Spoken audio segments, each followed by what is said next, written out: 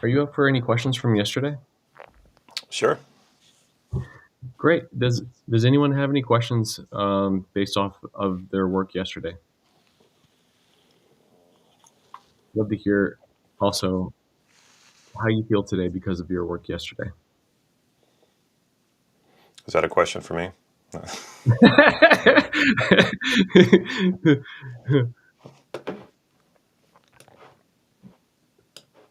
Let's see here. David says, fulfilling my values through actions, achieving goals that are aligned with my values is where the deeply fulfilling meaning is. That's great. Yep.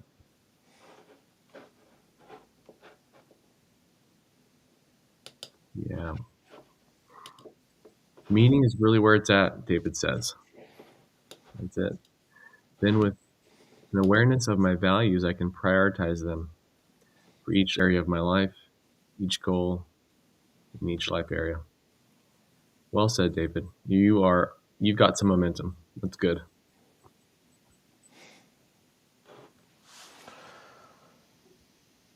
So, would feeling alive or aliveness be a value? Well, this is where we get into values they're technically values, because I'm sure when you think of aliveness, that's a generalization about an experience that's important to you. The only problem is it's not specific enough to really go at it. So it's one of those rather vague general values, because it usually takes multiple values to fulfill that. So it's more important to put our attention on what are those multiple values that it would take to fulfill this aliveness. So it's sort of like the word fulfillment or confidence. It's like, okay, we just can't go at that directly because it's too vague. We need more specifics about that. And this is why it's so good to do a values elicitation, because then you understand more specifically how to go about this. You have more direction.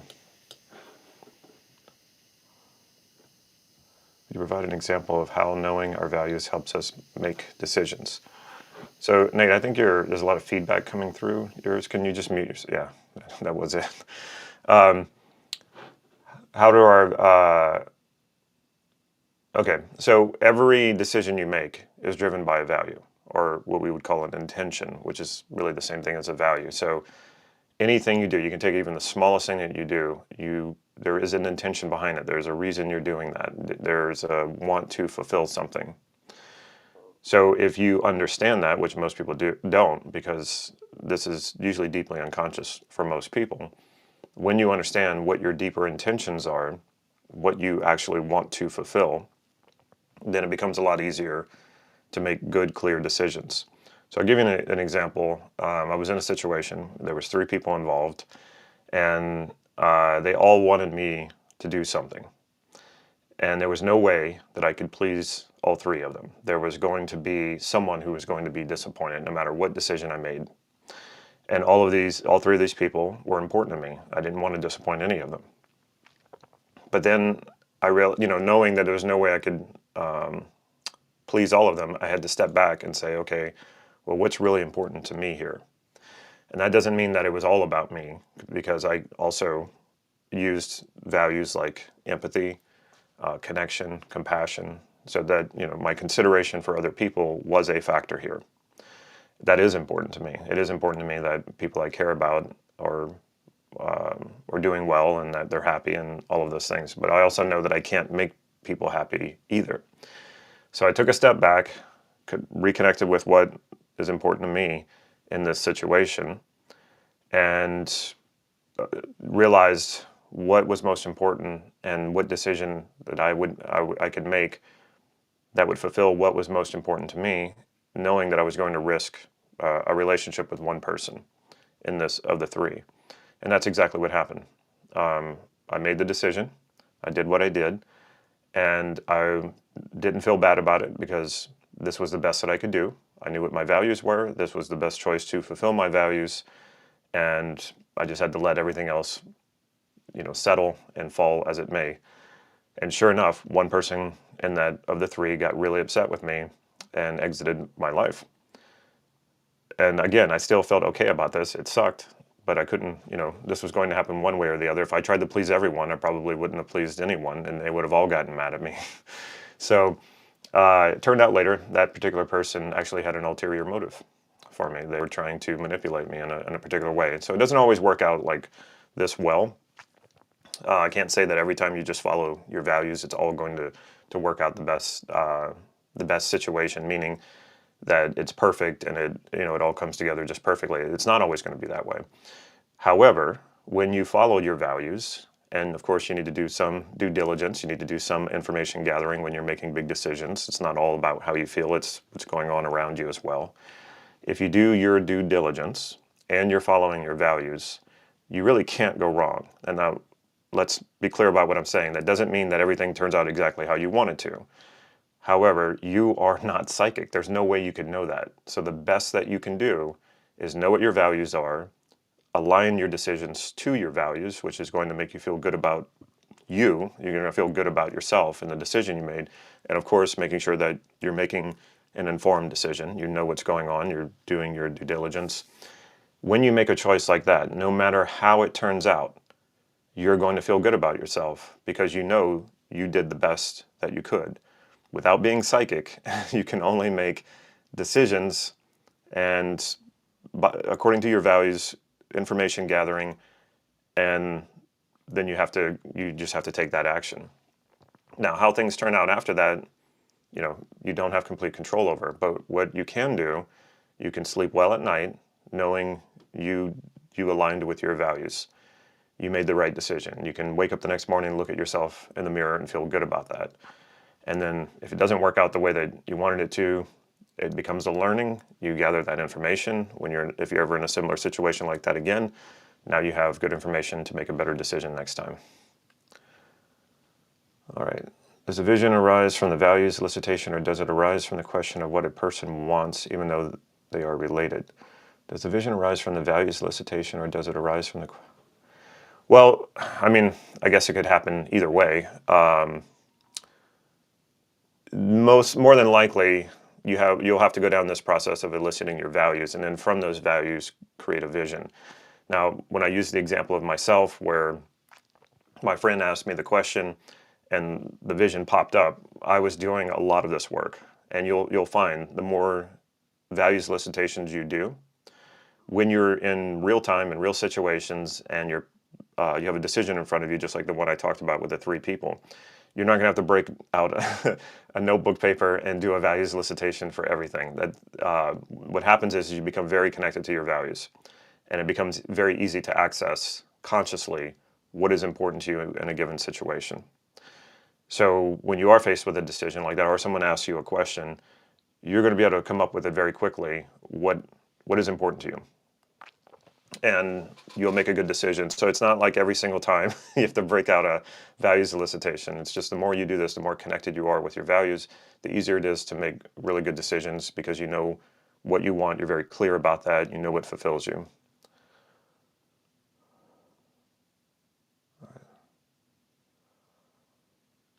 All right.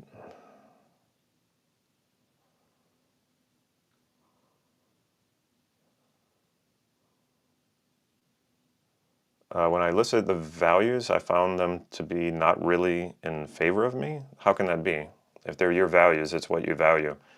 It's what's important to you. How can what's important to you not work in your favor?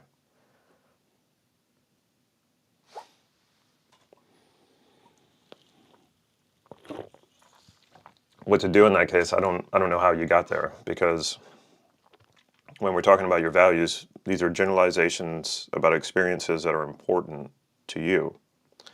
So how can experiences that are important to you work against you? Okay, but even so,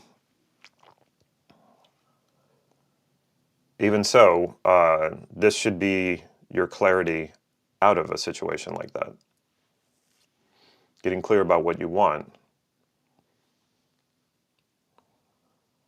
How many values should someone focus on? That's not how it works, and this is why a vision helps you consolidate your values, gives you a clear visual to move toward. And it doesn't have to all make practical sense. That's okay. Remember, it sets the direction. And in your individual values, you're now feeling more connected to them whenever you elicit them. You can drill down even further and do what we call criteria, find out how would you go about fulfilling that value? How would you know it? That's a criteria question. And so it gives you more clarity about that. So it's not about how many values you focus on. You're constantly operating from your values, your intention. Every behavior you do, every action you take, every decision you make, every choice you make, it's all being driven by intention.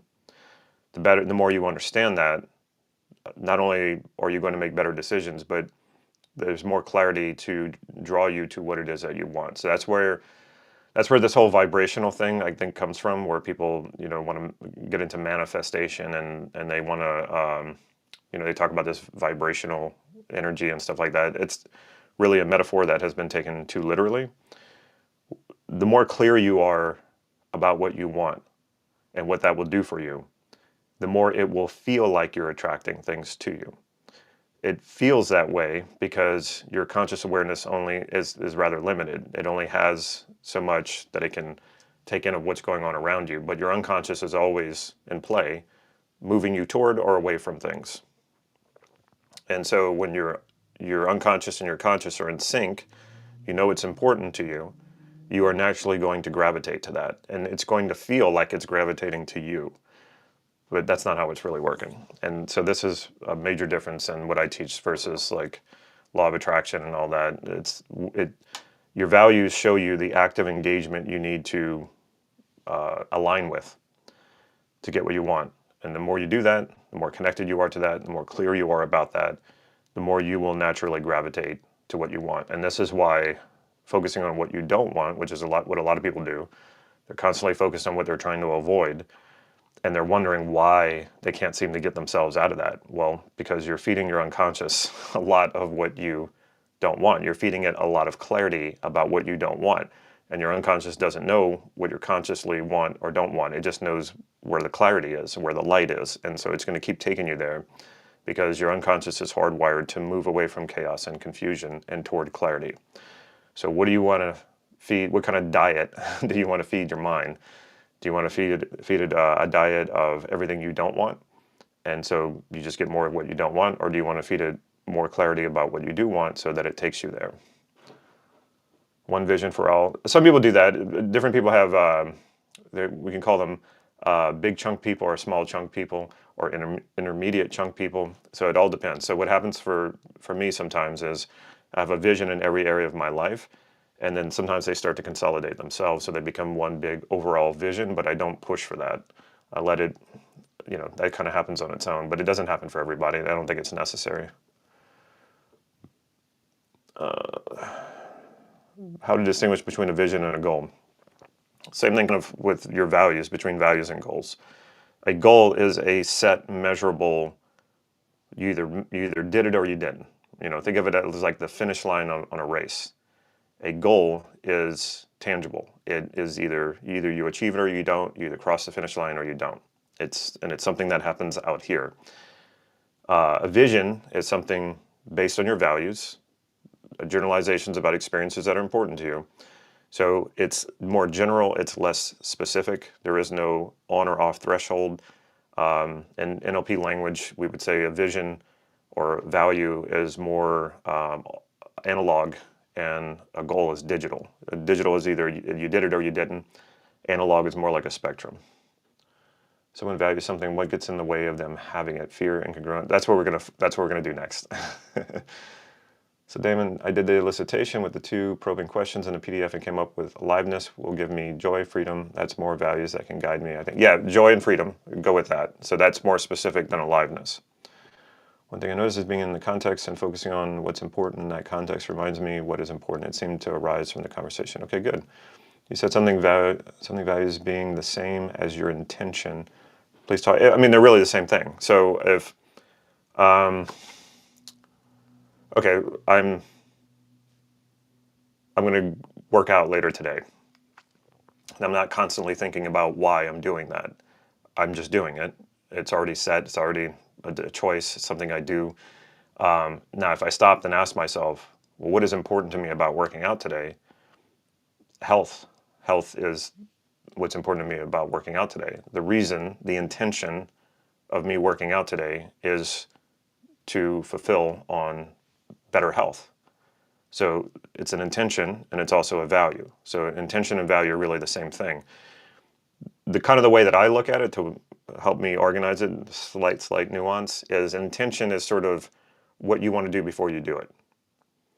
And the value is what you're wanting to fulfill. It's kind of the same thing, the intention. I feel like when I think of fulfilling a value, that's like it's actually happening like right now. That's what I want to. When it's in a resting state before I actually have done it, I think of it more as an intention. But when I'm fulfilling it, or when I want to move toward it, then I think of it more as a value. But it's really the same thing. Your intention, what you intend to fulfill, is the value that you want to fulfill. So it's really the same thing.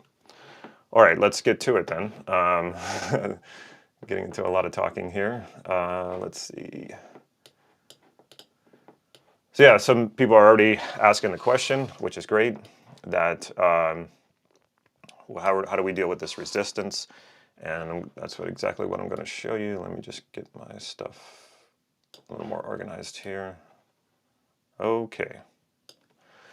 So that's what number 2 here is when I say overcome. What are we going to overcome? Well, it's a little deceptive, but we'll get into it and I'll explain why. Because what we're really going to go after is what is getting in your way, what is stopping you. So what is the importance of this?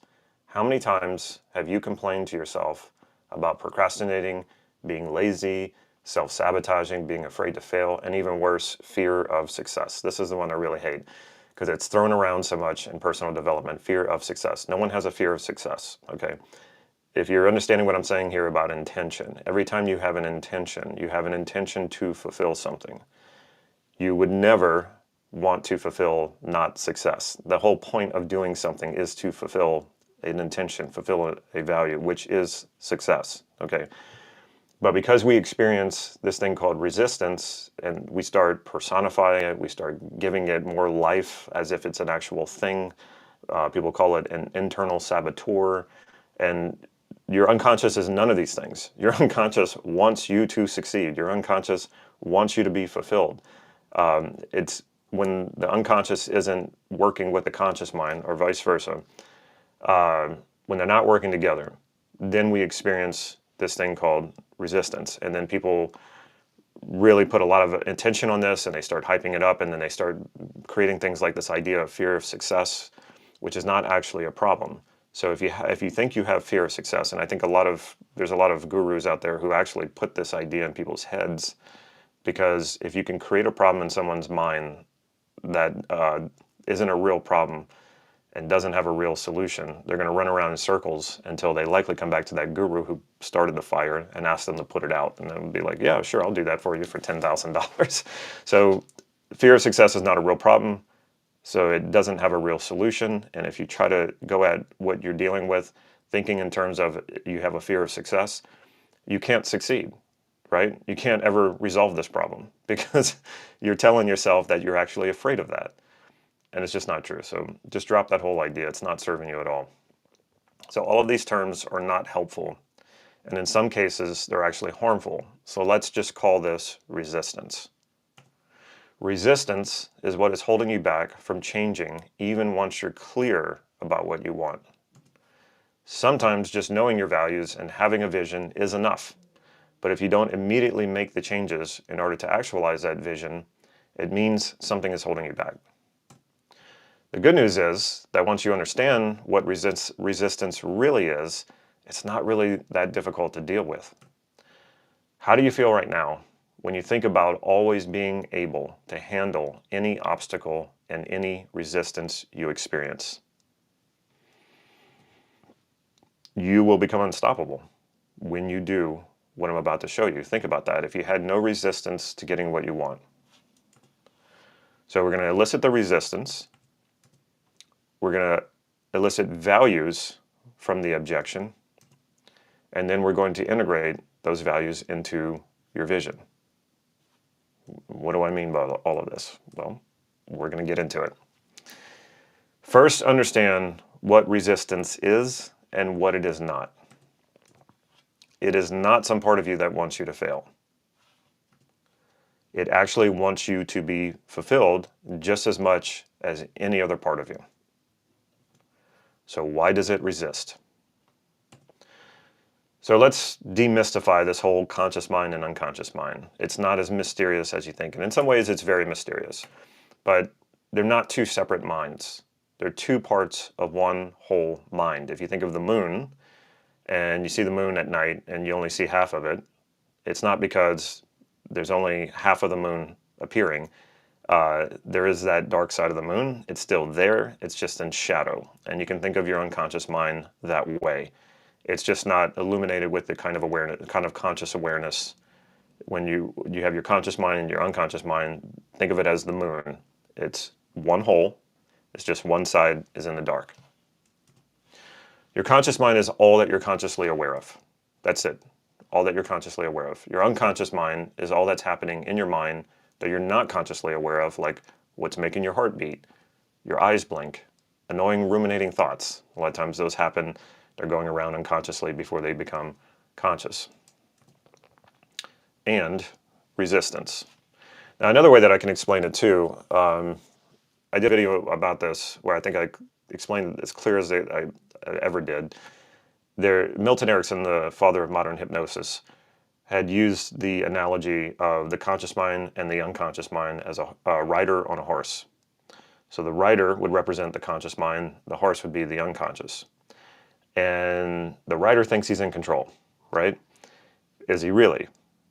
To some extent he is. He's the one who knows where to go. He has a destination in mind. The horse kind of just does what the rider communicates to the horse to do. But the horse has to trust the communicator, has to trust the rider. And the rider has to communicate clearly to the animal where he wants him to go. And when he doesn't communicate well and the horse doesn't do what he wants, he might get upset and blame the horse instead of thinking, well, maybe it's something that maybe I'm not communicating clearly enough. And this is the same thing that's happening in our conscious and unconscious mind. So the horse is stronger and bigger than the rider. And really, if the horse doesn't want to go, they're not going anywhere. And if the horse is confused, it's really not going to go anywhere. It's confused because the rider isn't communicating to it clearly. So the rider can blame the horse and get upset and then say the horse wants to sabotage me, the horse doesn't want me to go where I want to go, or the rider can take that responsibility and say, okay, well, maybe I just need to communicate in a different way, more clearly. And that usually is the case. And this is what's going on between our conscious and our unconscious mind. We're usually not consciously communicating to our unconscious where to go, what we want. And this, again, goes back to what I was saying. When we're so focused on what we don't want, which, some people in their values elicitation yesterday, security kept coming up. And I said, okay, if you're that focused on security, that tells me you're focused on what you're afraid of. And if you're that focused on what you're afraid of, you are shining the light of clarity for your unconscious, showing it all the things you don't want. And then you're consciously saying, but don't go there. So it's like you're communicating to the horse to go here, really when you're going to go there, and then you're getting upset with the horse for not knowing where you want to go or not taking you there. We'll get more into this. You'll have a real-time feeling of this when we start eliciting it. So here's what you need to understand. All resistance has a positive intention, a value it's seeking to fulfill. Most people never think of resistance this way, but that is the truth. So everything has a positive intention. It is trying to fulfill something for you. All parts of you, even the ones creating resistance, are valid and seek fulfillment. So when people come to me and they say, I just want to destroy this internal part of me, or this saboteur inside of me, and can you help me destroy this, this part of me? And it's like, no, never. I would never do that. And neither should you, because all parts of you are valid.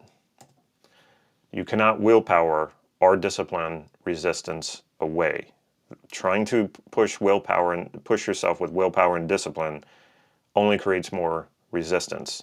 When you resist resistance, you create more resistance. It gets a lot noisier, a lot more intense, and you're just burning up a lot of energy and focus that could be used get you to where you want to go.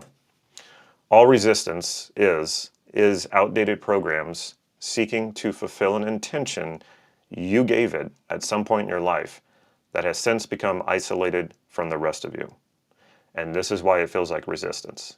Because, for example, when we experience some sort of emotional pain, let me back up. If you touch a hot stove and experience physical pain, you're going to pull away from that. You don't even have to think about that. That happens automatically. You just pull away. What happens when you experience emotional pain? The natural instinct is to pull away from that, but you can't because it's coming from within. So then what happens? Well, we try to distance ourselves from it as much as we can, even though we really can't. It's an illusion that we can, but we do it anyway. And we isolate the part. We try to pretend like it doesn't exist. We try to repress it. And so this part becomes isolated, and it's still trying to do something for you. It still has intention. It still has resources, but now we're separate from it. So now the pain doesn't get to move on. It doesn't heal. It stays trapped there, and it's still affecting your decisions. You're just not conscious of it. So everybody knows who Hiro Onoda is, right? No, I wouldn't expect you to. Some of you might know. Who was he? The last Japanese World War II soldier to surrender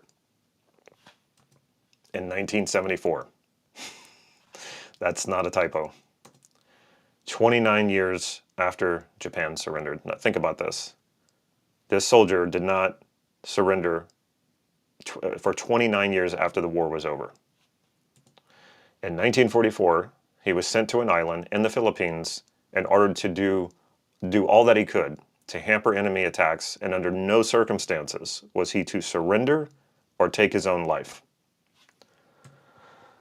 He continued to fight for Japan despite the end of the war, despite repeated attempts by Japanese officials, Filipino officials, and even his family members pleas to surrender. Because he was hiding out in the jungle, and because he got separated from communication with Japan, he didn't know the war was over.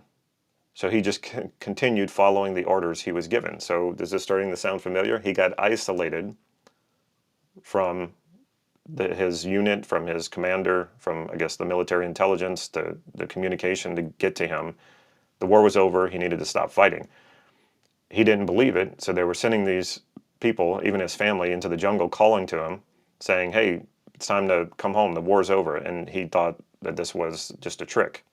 So he stayed in the jungle, he stayed hiding. And occasionally, he still had his weapon, he still had bullets, and he would shoot at Filipino policemen. He would shoot at cruise ships passing by. That's how they knew he was still out there. He simply did not know that the war had ended because he had lost communication with Japan and didn't trust anyone that they had sent to find him.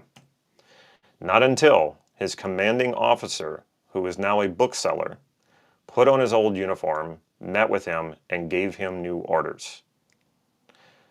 This is really important because it's a beautiful metaphor for what is going on inside of you when you're resisting what you want. When you feel that resistance to getting what you want, think of that part of you that's resisting as a soldier that you gave orders to that has now since become detached, isolated, lost communication. So it's still trying to follow your orders.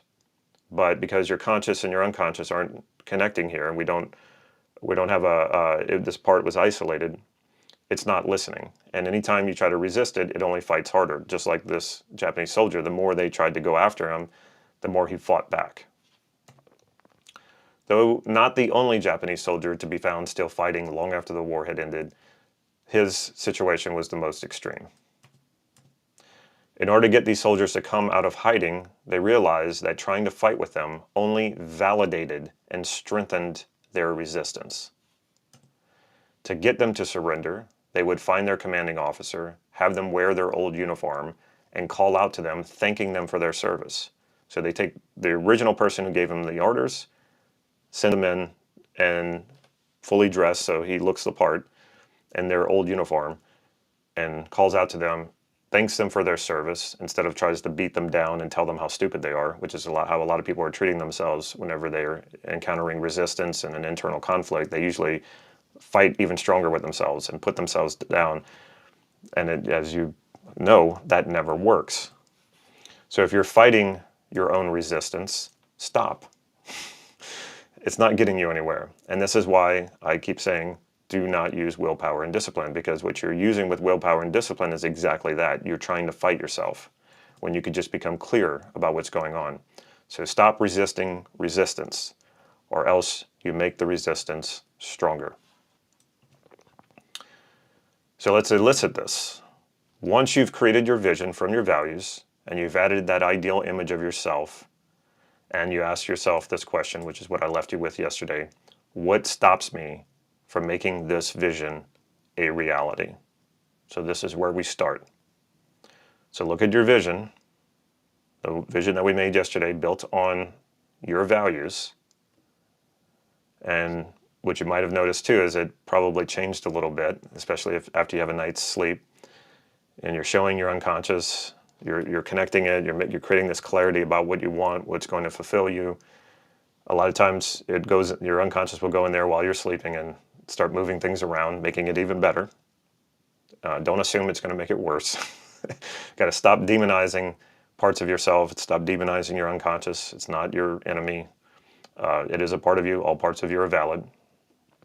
So when you look at your vision and you ask that question, what stops me from making this vision a reality? What comes up for you? If nothing is stopping you, then there's no resistance.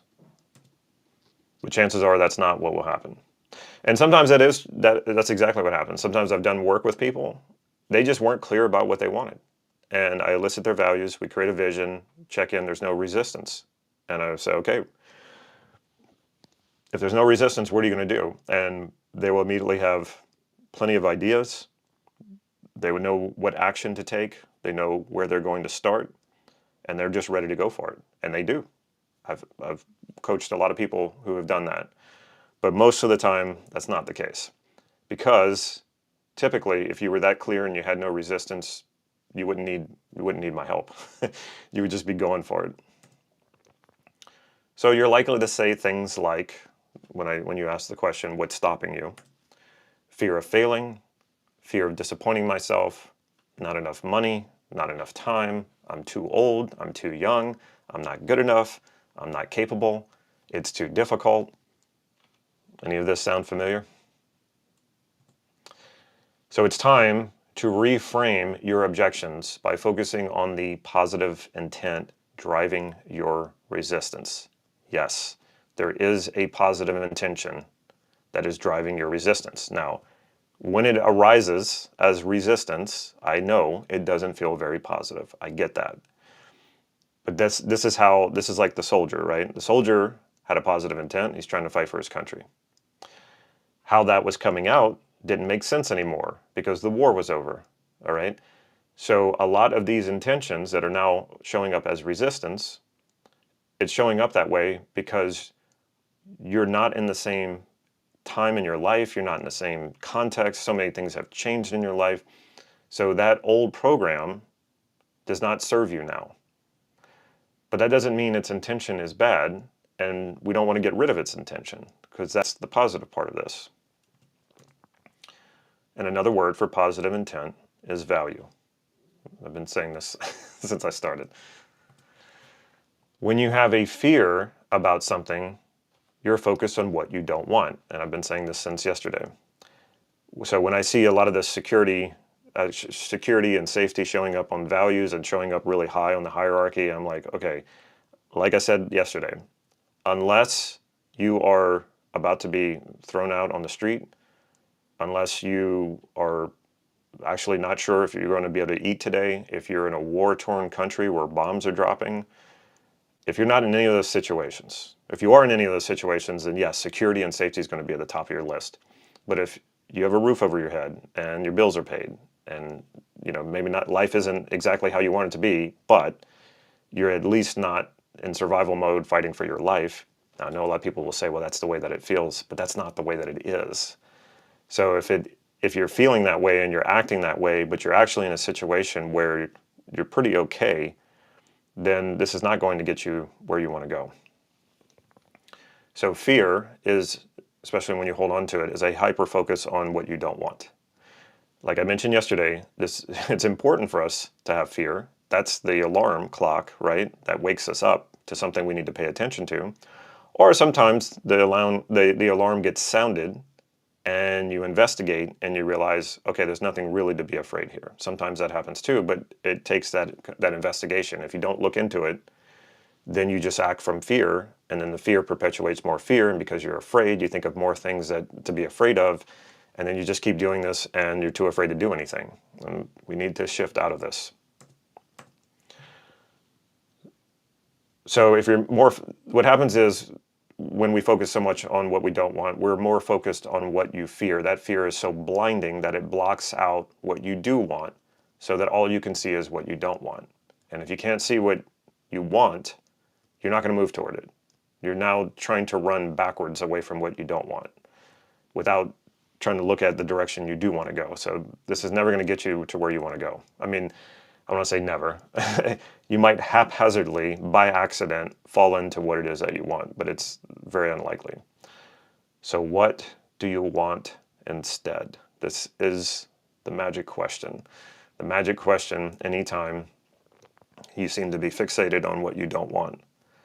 And if you're asking yourself, what do you want? And the word, or what comes out of you is what you don't want, then you ask this question: what do I want instead? What do I want instead of what I don't want? So you're going to ask yourself these three questions, or not three questions, these questions. What stops me? So I'm looking at my vision and I ask myself, what stops me? What stops me from making this a reality? And oftentimes it's what I don't want, right? The negative. I don't want to fail. I don't want to be disappointed, right? Then it's time to ask yourself, if that type of answer comes up, then you ask yourself, what do I want instead? And then we go into what's important about that when you get it stated in the positive. So what are we doing here? We are eliciting the values from your resistance. So for example, let's say I have a fear of failing. So I look at my vision and I say, what stops me? And I go, oh, well, I'm afraid to fail. That's why I'm not sure if I want to go forward with this. Then you would ask, what do I want instead of failing?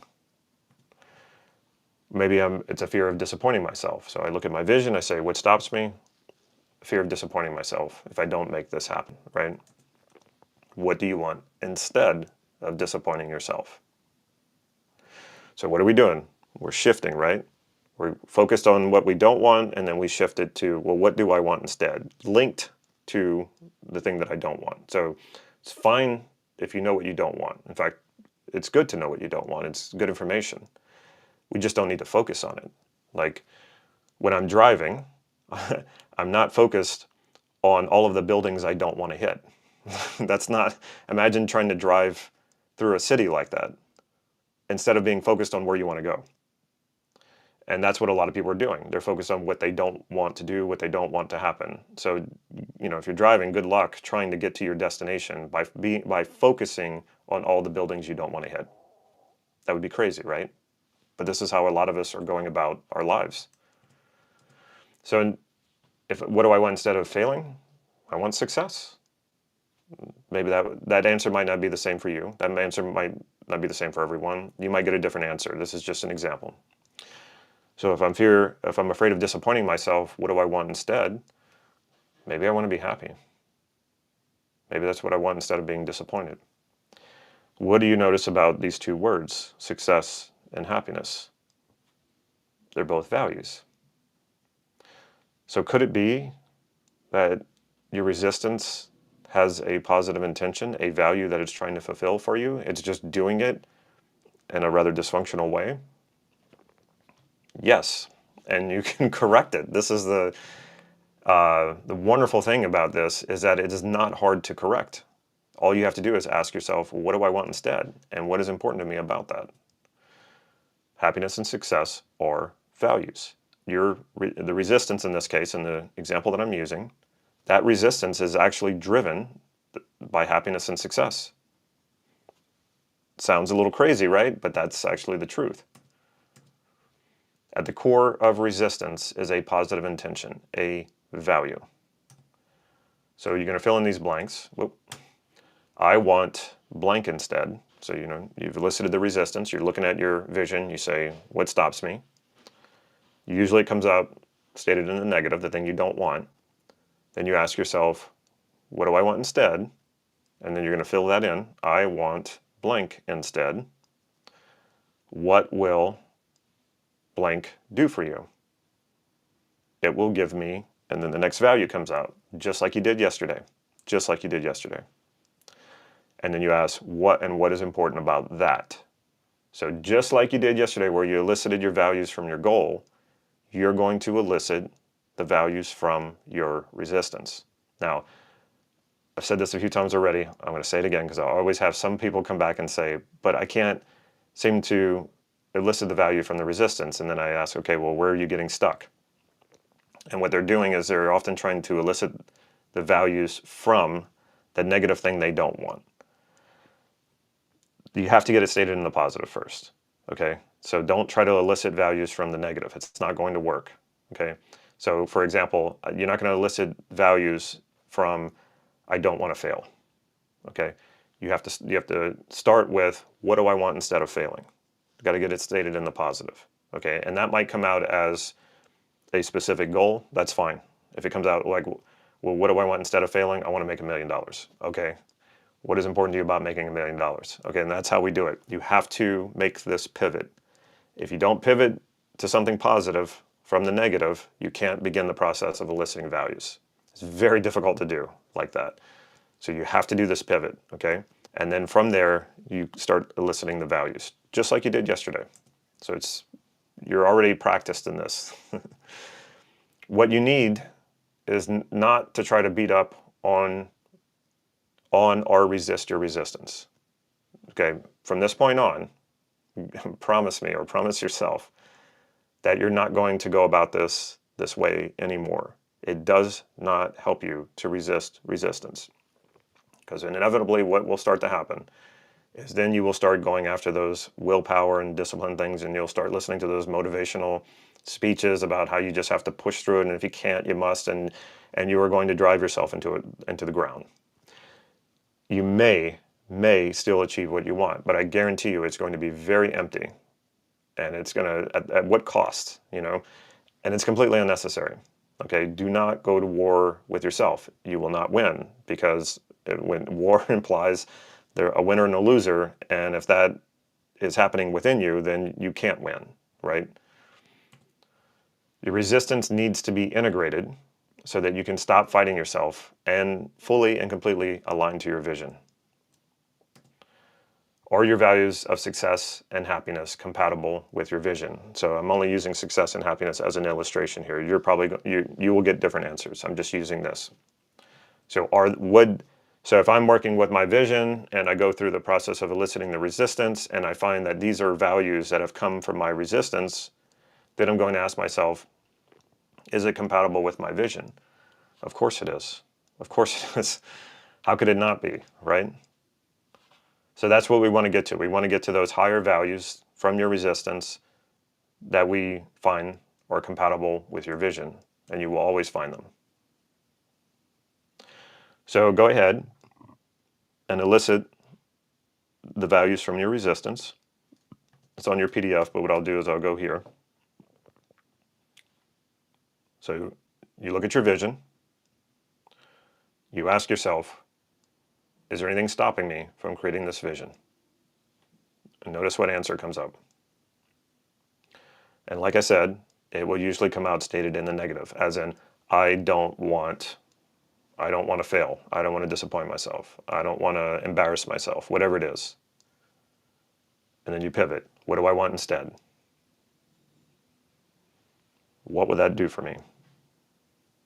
And then each new answer that comes up, you ask the same question. What will this do for me? Or what's important to me about that?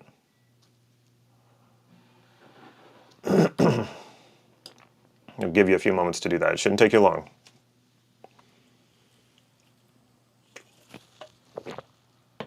So somebody says laziness. Okay, so there's probably something deeper going on, but what do you want instead of laziness? I have a theory on laziness. I don't think laziness really exists. And the reason I say that I guess on the surface it exists. But I remember working at it's not Harrah's Casino anymore in New Orleans. It's now Caesars. I think Caesars bought it.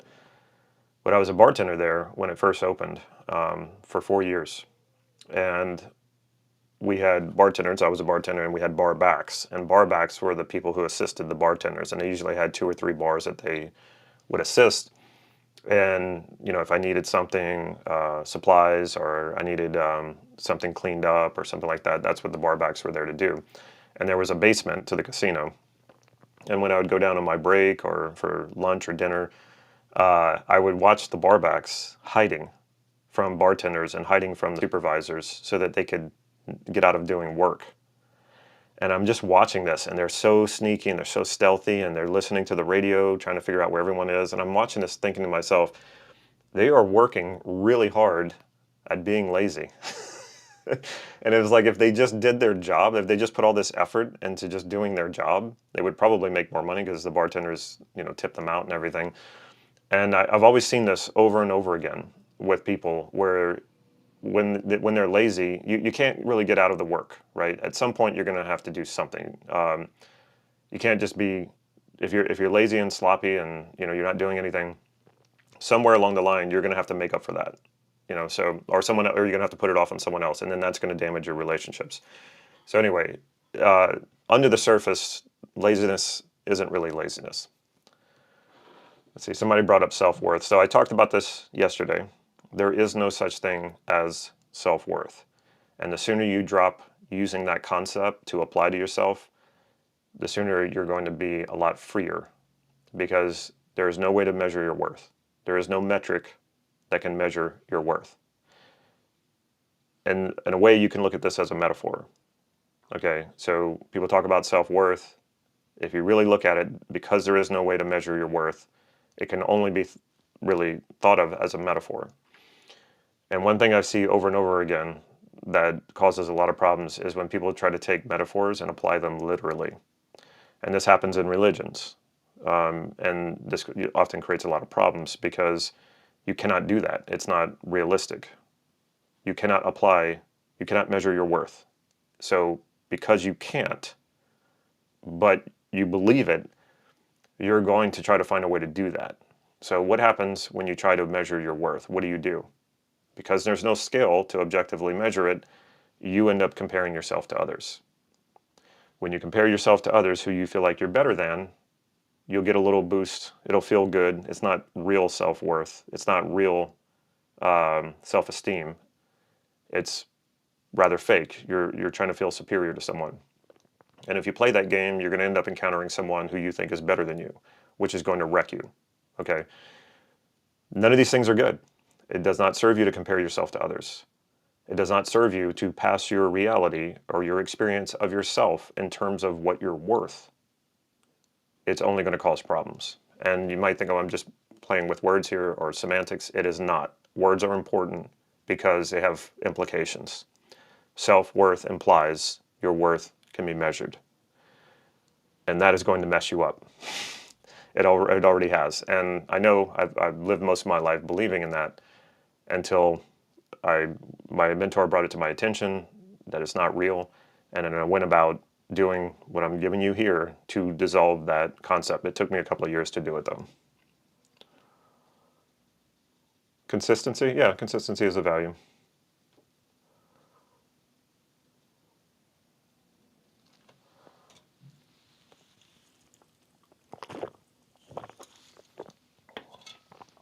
Okay, so you should be eliciting your values from your resistance. People ask if I recommend doing a hierarchy. You can. For what we're doing here, it's not that necessary.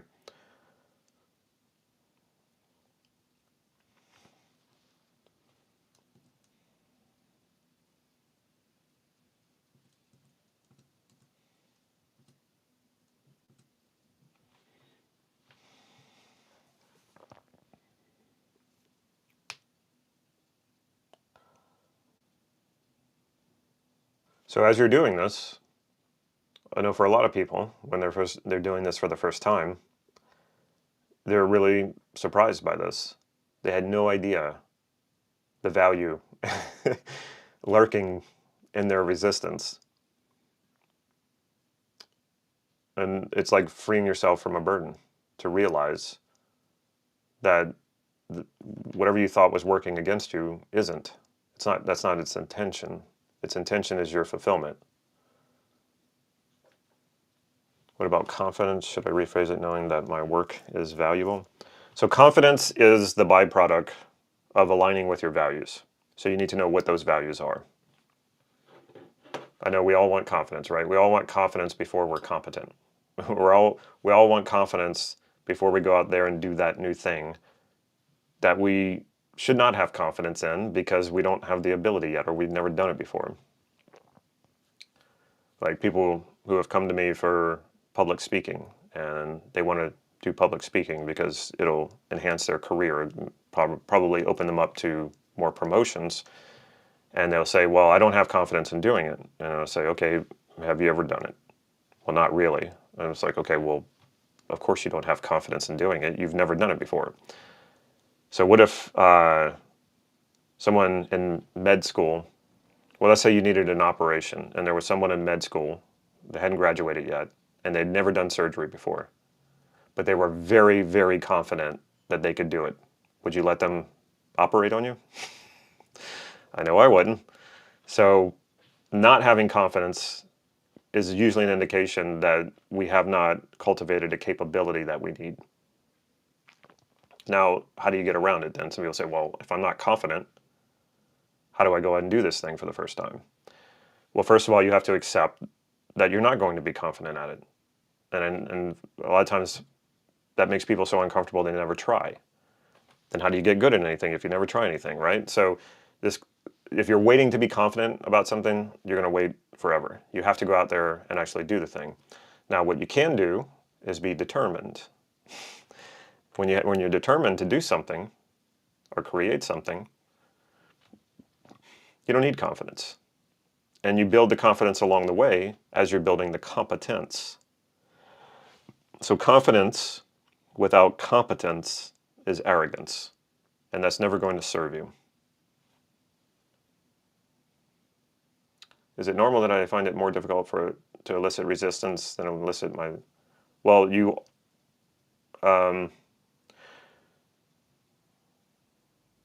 maybe you don't have resistance. When you look at your vision and you say, what stops me? If nothing comes up, maybe you don't have resistance. So that is the elicitation of the resistance. So I'm looking at this thing, my vision. What stops me? Maybe some sort of fear about something or some limitation that I perceive. I don't have enough money, the economy's not good enough, whatever. Sometimes it comes out like that. And so what do I want instead?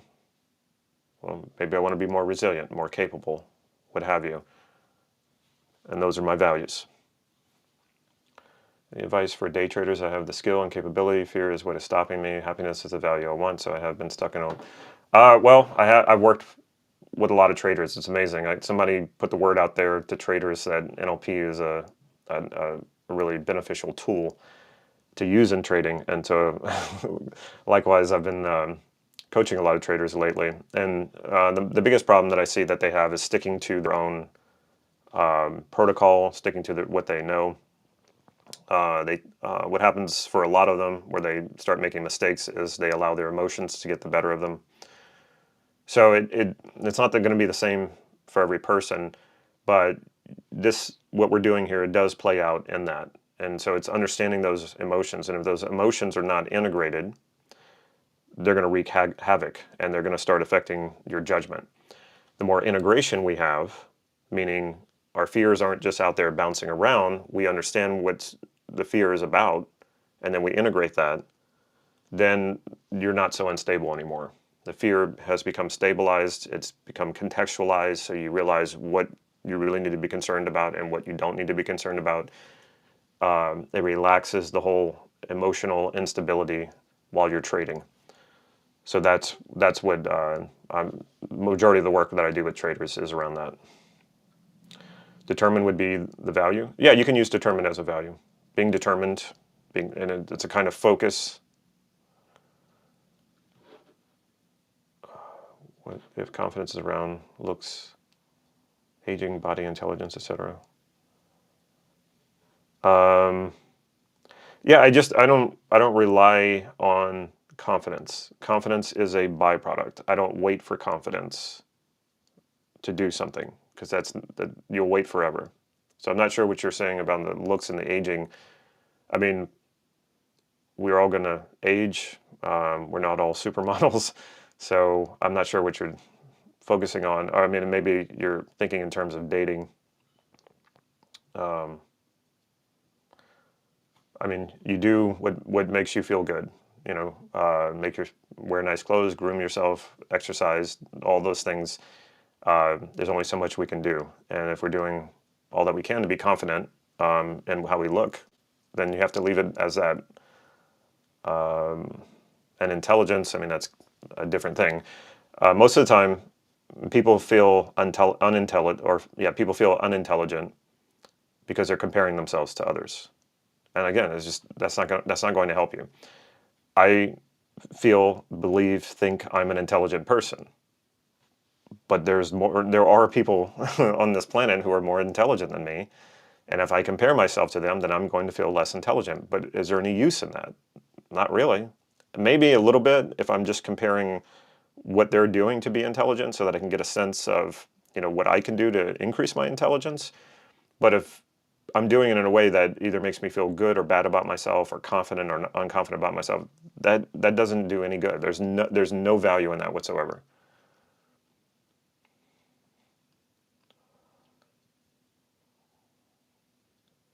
Okay, so you should have some values here. Yes, clarity can be a value, so you can add that. Get someone to stop comparing themselves when they know there is no use in it. I mean, that kind of answers its own question, right? If you know that there's no use in something, why would you do it? Yeah. So think about it that way. There's no use in it, then doesn't that kind of make you not do it? How to integrate a value consistently. For example, if I need to work on a project consistently. So that's what we're going to do next. So you should have some values now, elicited from your resistance, right? Now bring your vision back up. And now, well, before we do that, did anybody find values from their resistance that also was from their goal that they elicited yesterday? Same values. Like maybe happiness, maybe the goal that you're after. One of the values that came up was happiness. And then when you elicited the resistance behind it, you also found happiness. Did anybody get that? And it doesn't have to be happiness. It can be any value.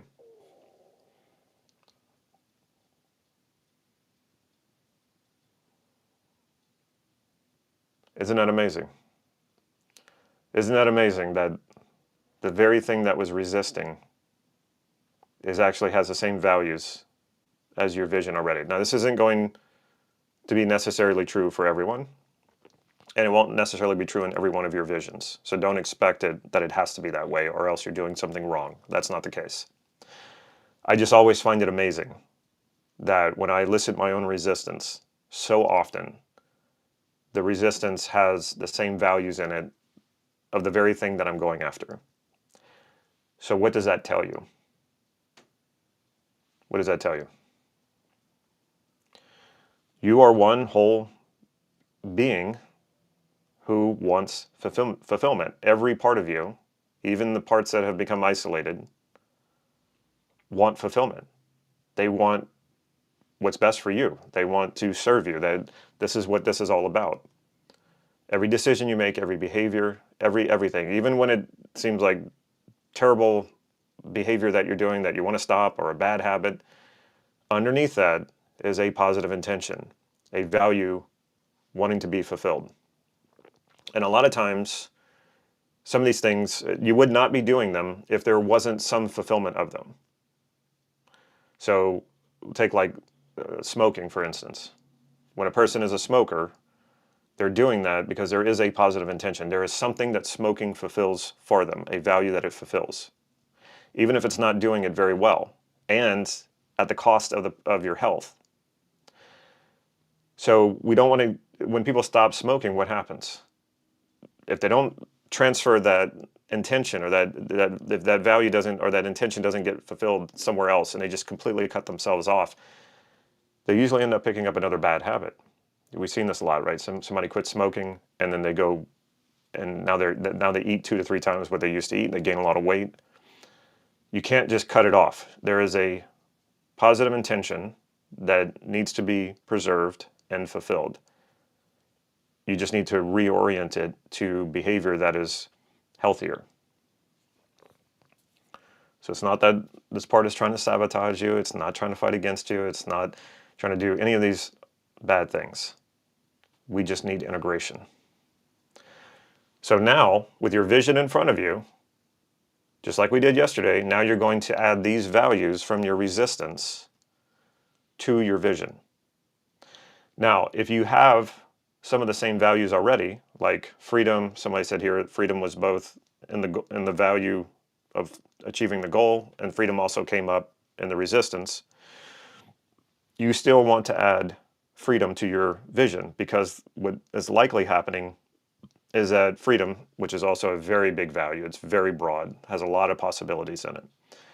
There's probably a dimension or an element or a layer of freedom that wasn't in your original vision.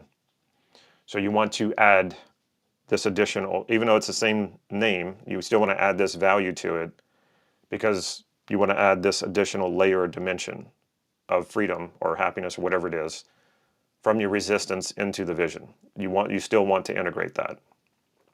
Don't assume that just because you already have the same value with the same name in there that's already happened. It hasn't. You want to put that in there. Yes, I'm reading some of the questions. I can't get to them all, though.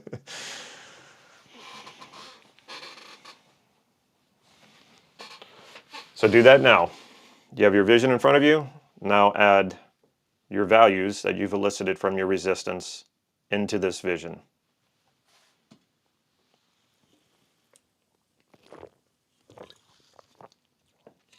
And just notice what it looks like now. What does it look like? How does your vision change? What starts to happen here?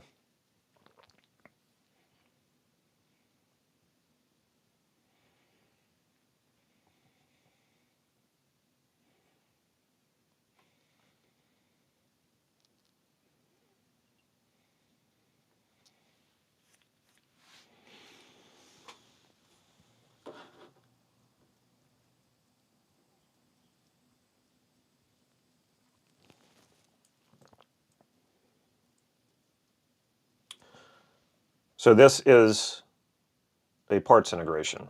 If you're familiar with NLP, that's exactly what we're doing here. So there was a part of you that wants to achieve whatever it was that you set out to achieve, that you listed yesterday. We went deep into understanding the deeper intentions, the deeper values that you wanted to fulfill. You created a vision of that, which is a consolidation of these values to come together to give you a clear direction. And then once you had that, which probably created a lot of motivation for you and a lot of clarity about where you want to go and how to get there, and whether or not that goal is actually going to get you there. So you might have to make some adjustments there, maybe changing the goal. And then we ask, is anything stopping me? And if so, we get that stated in the positive, we elicit the values around that, and then we add the values to the vision, consolidating, integrating that resistance into your vision. So now you're not working two parts, one part trying to achieve something and one part trying to drag you back down to go a different direction. They now work together. They're working together toward a common vision. So you are now unified and working together with yourself, all parts of you on board, in a unified and whole way toward this vision. Samara says, whoa, resistance drops. Feels like the vision is more possible. Yeah, definitely. So as I mentioned before, often the same values already exist in your vision. And I just always find this amazing that so often the values that drive our conscious desire for what we want are also driving our unconscious resistance. But that just goes to show us that we're one whole being, right? We're not multiple parts fighting against each other, even though that's often how it feels for a lot of people. This is how we end that fight. And if you think about it, to go after something you want, especially a big lofty goal, you could go after it unified, focused, feeling whole. Or you can fight yourself, think that you need more willpower, more discipline, play all those motivational videos that you're going to go to war with yourself and somehow you're going to win and you're going to defeat that part of yourself. So just imagine now going after these goals with all of that noise, with all of that divided focus, divided motivation, trying to bring this into your life. It's just so much harder. Why would we do that? So from this point on, don't do that anymore, because it's going to slow you down. It's going to be frustrating. It could lead you into depression like it did to me, because I was in a fight with myself. Both depressions, same thing. I was fighting myself. I didn't understand what I'm giving you here. So like I said, it makes complete sense that the values that drive your conscious desires are also the values driving your resistance, or very similar, very compatible values. You are one whole human being. You are not actually parts that make up a whole. You are a whole, whether you realize it or not.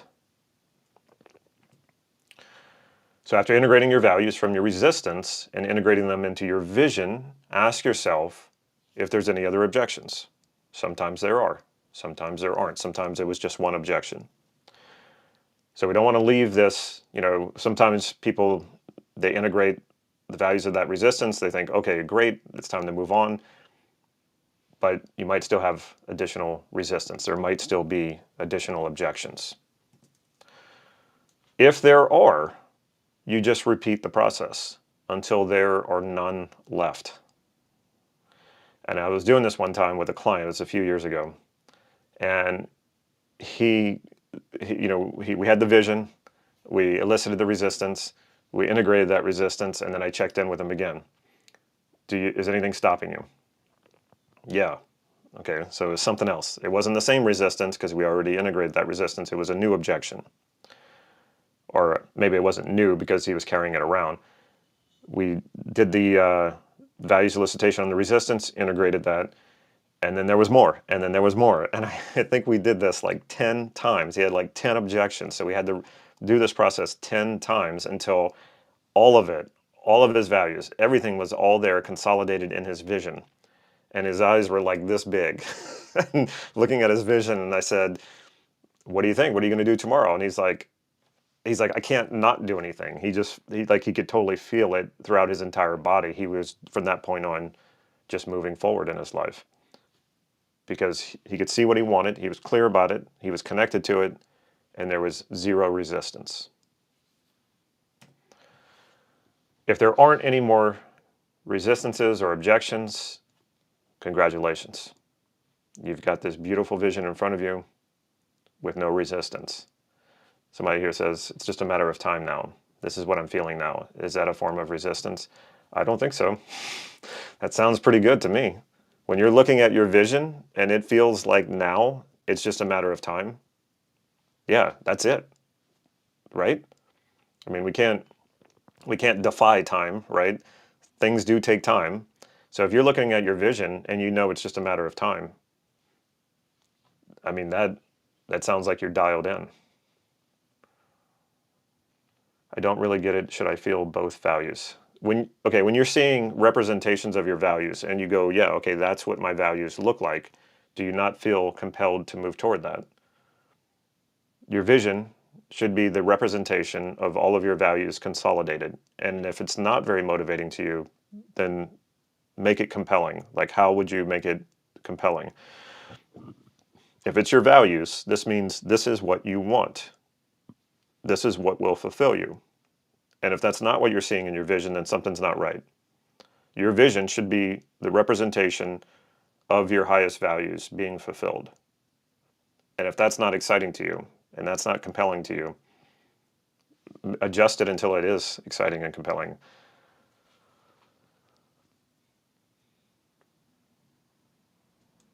Feels like it's just a matter of me taking action. Yes. Is that me pushing myself or simply believing my vision is possible?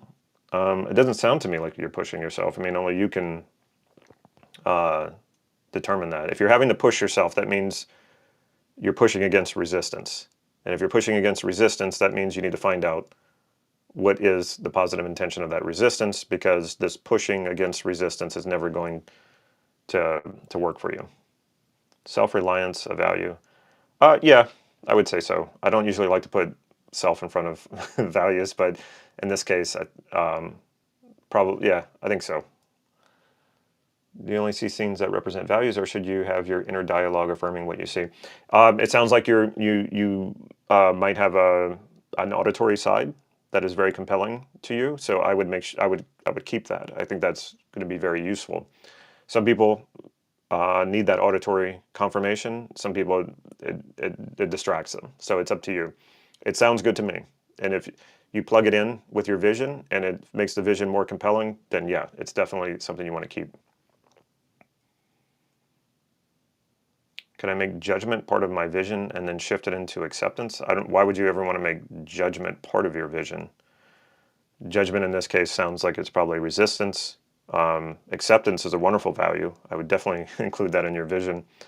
But I would go to what is the positive intention of judging, find out what that is, and integrate that value into your vision. Can you please answer questions in the end? Difficult to maintain interest? Well, I'm trying to do a balance of both, okay? All right, so at this point, you have elicited the values behind your resistance, and you've integrated them into your vision. You check, is there any more objections, any more resistance? If not, great, you're done for this part of it. If there is, you just keep doing this process until there is no more resistance.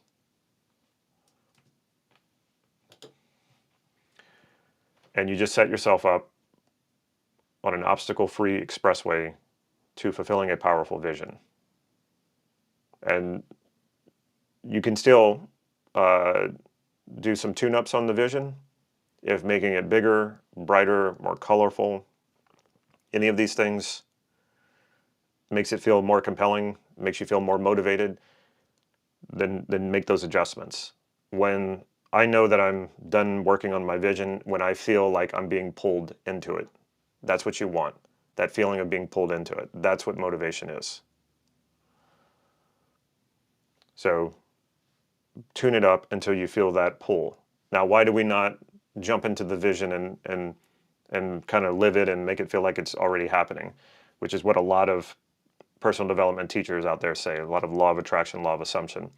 If you jump into it and you make it feel like it's already happening, you've just lost the motivation to make it happen. But there's a lot of people who do this, and there's a lot of people who teach this, because I think what they're really after is getting you drunk on your fantasies.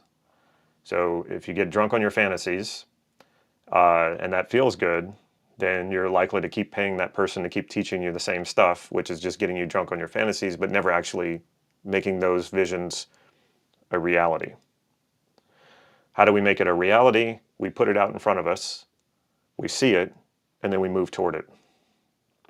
That's what motivation is. Now, I've had a lot of arguments with people about this. A lot of people have had objections, but no, if I do it this way, it may feel real, make it feel like it's already happening, then that assumption makes it all happen.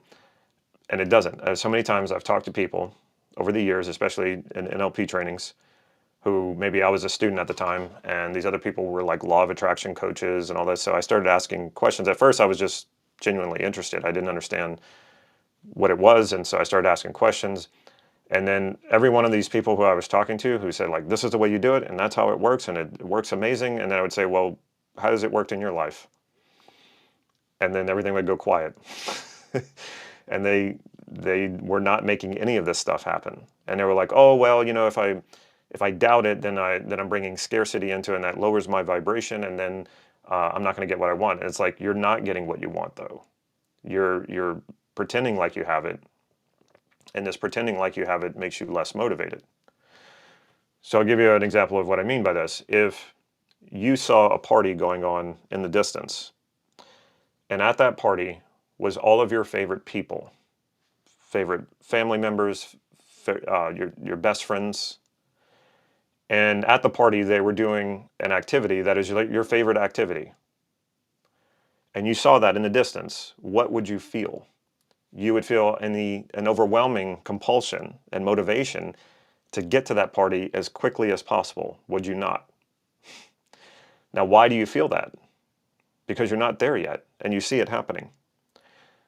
Now, once you're there at the party and you're participating, you're talking to everybody and you're participating in whatever activities are going on, do you feel motivated to get there? Well, no, because you already are there. So you wouldn't have any motivation to get there. So that's the difference. So you put this vision out in front of you. It compels you to move toward it. It's even more powerful when the vision becomes unconscious. So this is not something you want to practice every day. Allow the vision to go unconscious. When it's unconscious, it's guiding your choices and your decisions without you being able to argue against it. Because sometimes we'll consciously interfere with something. So when it's unconscious, it's guiding you toward the vision without any negotiation, without having to relitigate why you're doing what you're doing. You just naturally do it.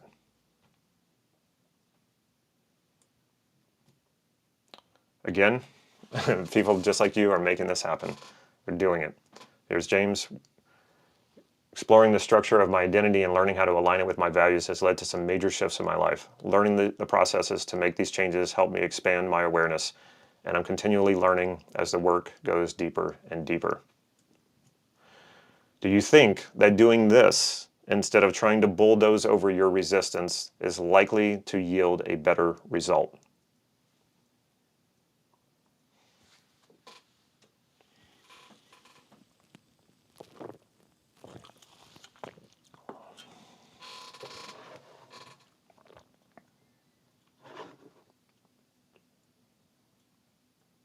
All right, good. I think there's a little bit of a delay. Somebody mentioned, how do you make your vision unconscious? Eventually it will drop into unconsciousness, as long as you're not practicing it every day. If you're not bringing it up, because a lot of people think that after we do this training, they're like, well, how many times should I bring my vision up? Or how many times should I practice my vision? You don't. You can play with it a little bit until it's really fine-tuned, really aligned, really sharp, really compelling, and then just let it go. Trust that it's there. And trust me, it will be. Because when you show your unconscious something very compelling, it will keep it there. It'll keep moving toward it. And as long as there's no resistance, it will stay right there.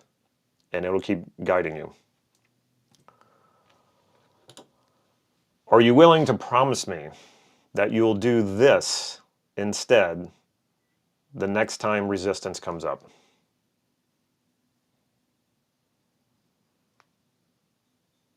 So the next time you encounter resistance, do you promise me that this is what you're going to do instead of trying to fight yourself?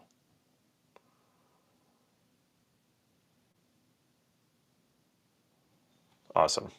All right. Yeah, somebody said, set it and forget it. Yes. And the same person said, let it cook. Yes, you got the right idea. Let your vision cook. And it'll naturally evolve on its own. That's like the really beautiful thing, the really wonderful thing. So again, it's not like a vision board where it's just two-dimensional and it's not even images that you created and it just stays static and flat like that. Your vision that you're creating from your values is dynamic and it will keep evolving. So do you promise this is what you're going to do?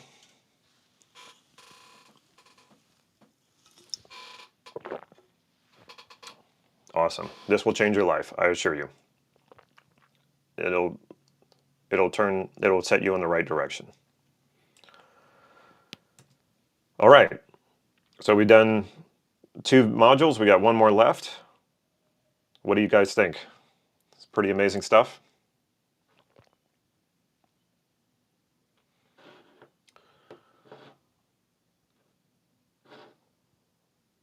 All right. Glad you're enjoying it. Glad you're getting a lot of value out of it.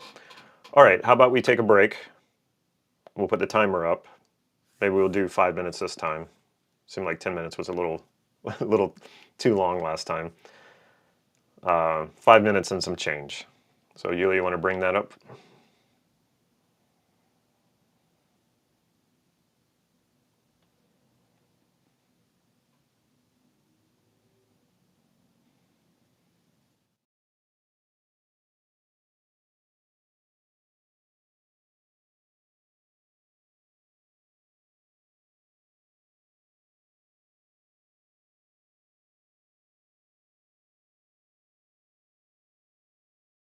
Oh, I forgot to touch on me being on camera and getting comfortable with all that.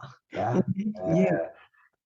So yeah, another reason I came up self-concept program was because I was wanting to develop my business further, which means being more present online and everything.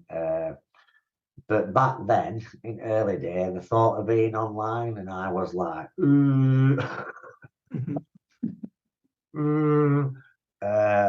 and a lot of that went back to my addiction days, you know, because with stigma and I struggled with acceptance, rejection. That were a big fear block for me.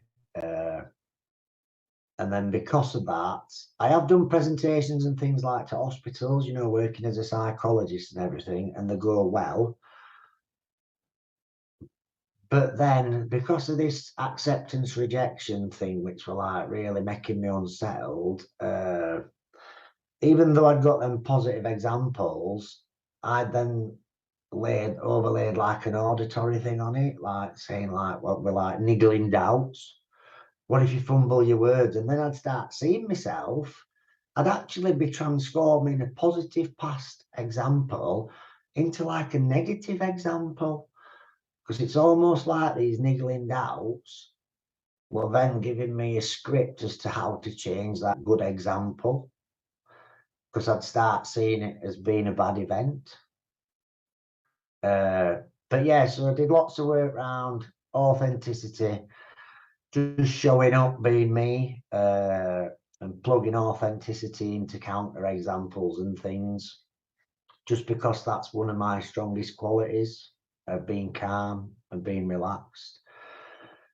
So yeah, done lots of work on that, lots of kind of change, where a lot of parts integration involved in that one as well, because there were quite a lot of resistance involved. I think it's funny, isn't it? Sometimes there's only 1 or 2 bits of resistance, but then I think that, I think there were about 9 or 10 pieces of resistance in that one. So yeah, I just took my time, just did 1 each week and let it process and sink in. And yeah, and it got me to the point of stopping hiding in my office at home and then sticking a post on LinkedIn, because that's my main platform that I'm using, and just putting it straight on there that I am in recovery and I was an addict for 20 years, which I wouldn't have done that. I know I wouldn't have done that if I'd not done self-concept work. I think I'd have just stayed kind of hiding away in my own little safe bubble. And then, yeah, because I did that, I got really good reactions from people. I think people really connected with my authenticity and me showing my vulnerabilities as well. Do you know what I mean? Because we're all vulnerable, aren't we? We all struggle. Life's not easy. It does have its ups and downs. And then, yeah, just loads of professionals like connecting with me then. And then to the point where that's propelled me, I suppose, into my next stage, because a doctor in America, she wrote a book on overcoming adversity and finding your path to meaning, well-being and joy. So she started interviewing me and she's wrote a little chapter in a book. Then other people have been getting in touch with me. I've got some live interviews I've got to do. I've got some podcasts to go on and that. But I'm all right with it. Yeah. Whereas before I wasn't. Yeah. That's awesome. Yeah. So it's just the model is so good, just because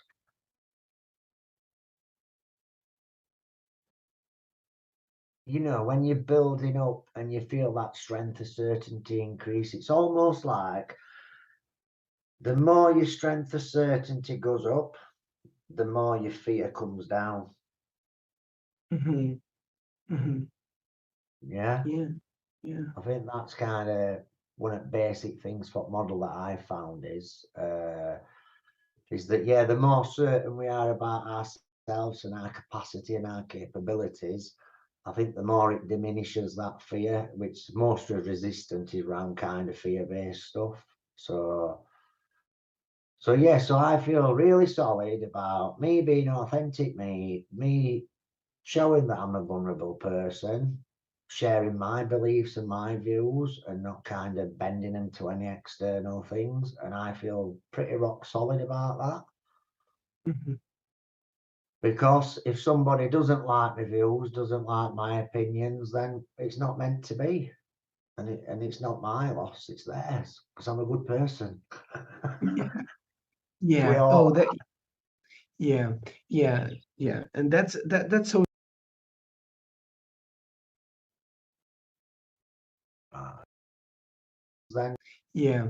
Yeah. Yeah. And that's so important, right? That's so important. yeah, Like that you can change such a deep level, right? Because all lies in self-concept. If you think about it, always like the beliefs that you have about yourself, how to feel about yourself, yeah, right? Is a self-fulfilling prophecy, basically, right?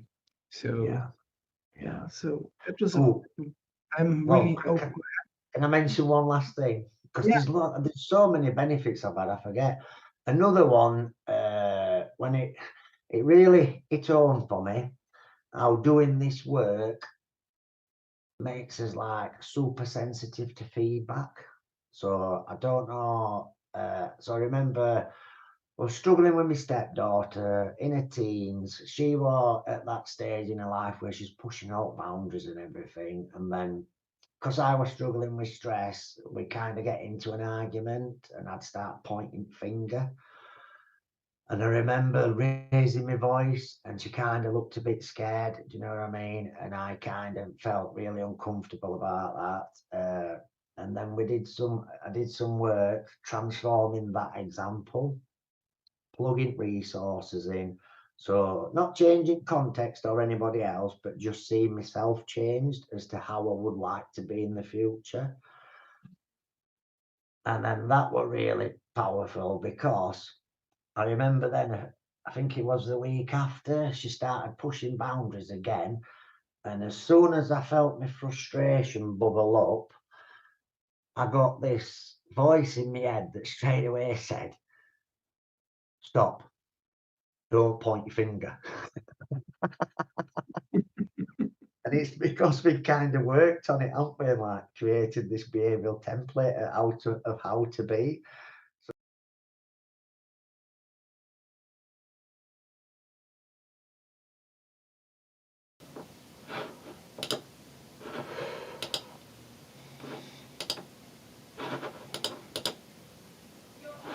Okay. All right. Okay. Everybody back?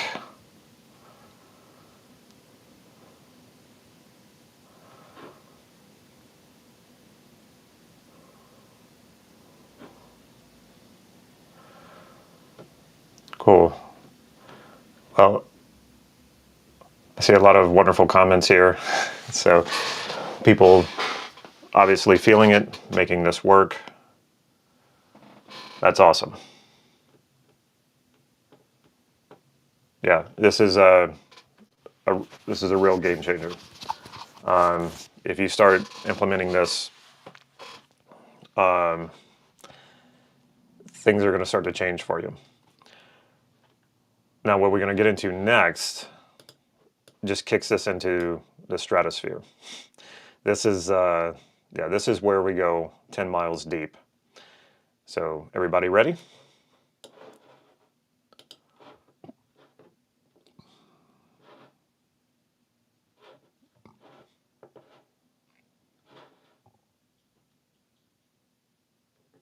Oh, I'm not sure if everybody's back. Okay. All right, well, let's just dive right in. I think that was longer than 5 minutes, so. All right, there we go. Okay, a little bit of a delay here.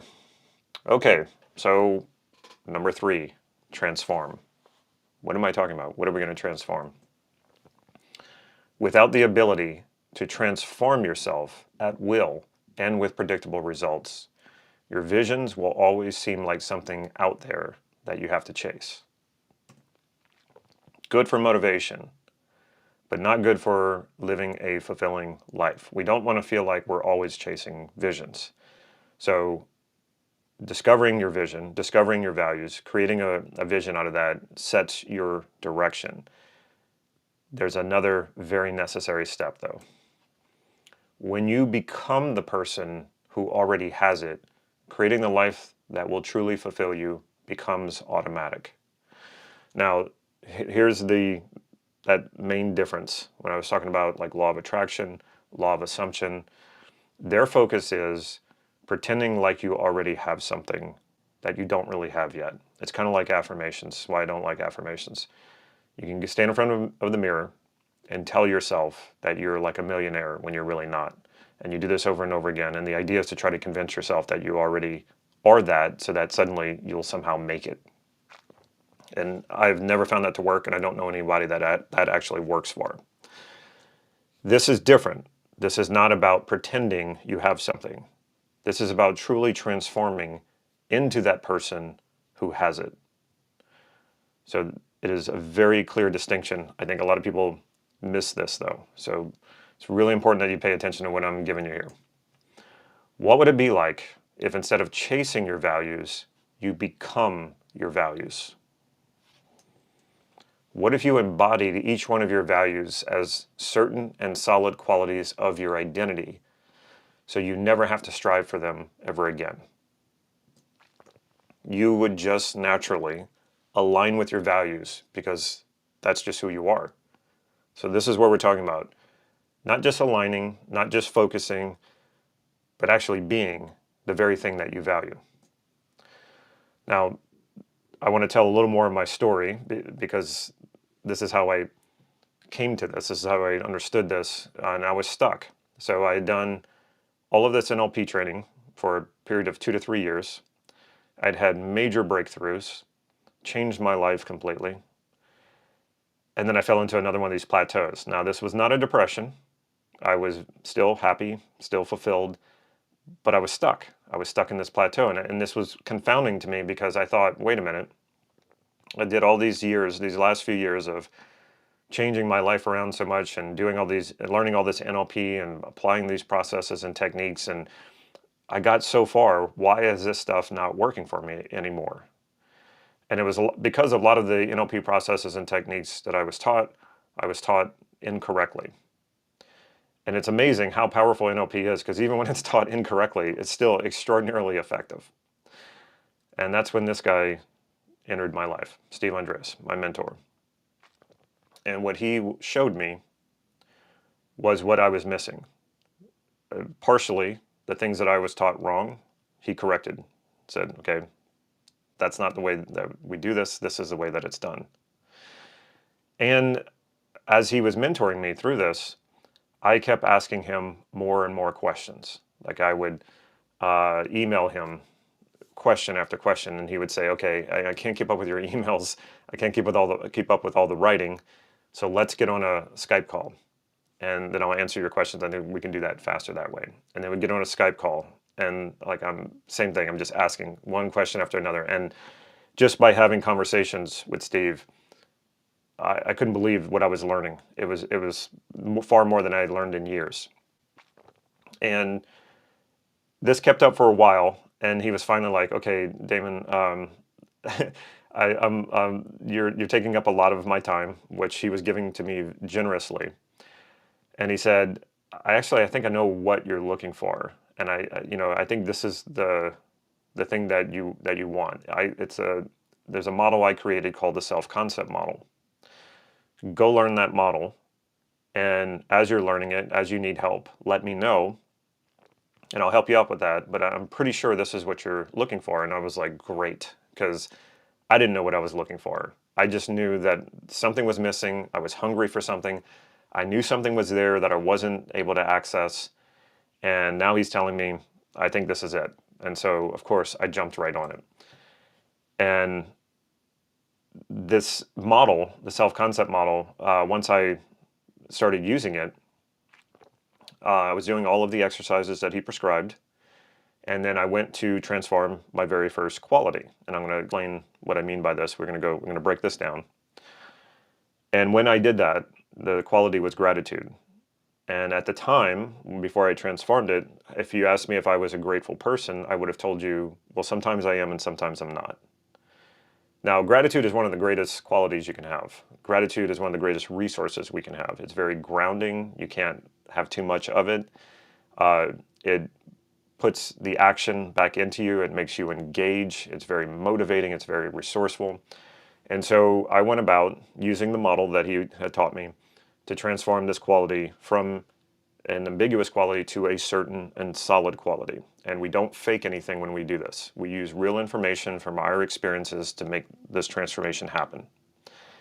And when I did, it absolutely blew my mind. I could not believe that in less than an hour, sitting down with myself and doing something in less than an hour, I had completely transformed this quality, meaning I had transformed. Actually, I got very emotional. It doesn't always happen. It's not necessary to happen when you have a transformation. Emotions sometimes happen, sometimes they don't. But I did get very emotional about this. And the insights that I started having about my entire life, how so many times at the height of accomplishing something, when I was about to accomplish something, and I started taking things for granted, how I had lost them. Very important things that I had lost in my life, including relationships with people, because I took them for granted. And now I was so clear about why that had all happened, how important gratitude was, and I felt an enormous amount of gratitude. And so I wrote Steve an email detailing everything that I did and wanting his feedback to know that whether or not I had done it right. It sure felt like I did it right, but I wanted his feedback as my mentor to let me know, did I do this right? And this was his response. This is the actual email he sent me. He says, "Hi Damon, your email made my day. It's obvious from what you wrote that you made very good use of what you have read, and that is the best kind of compliment."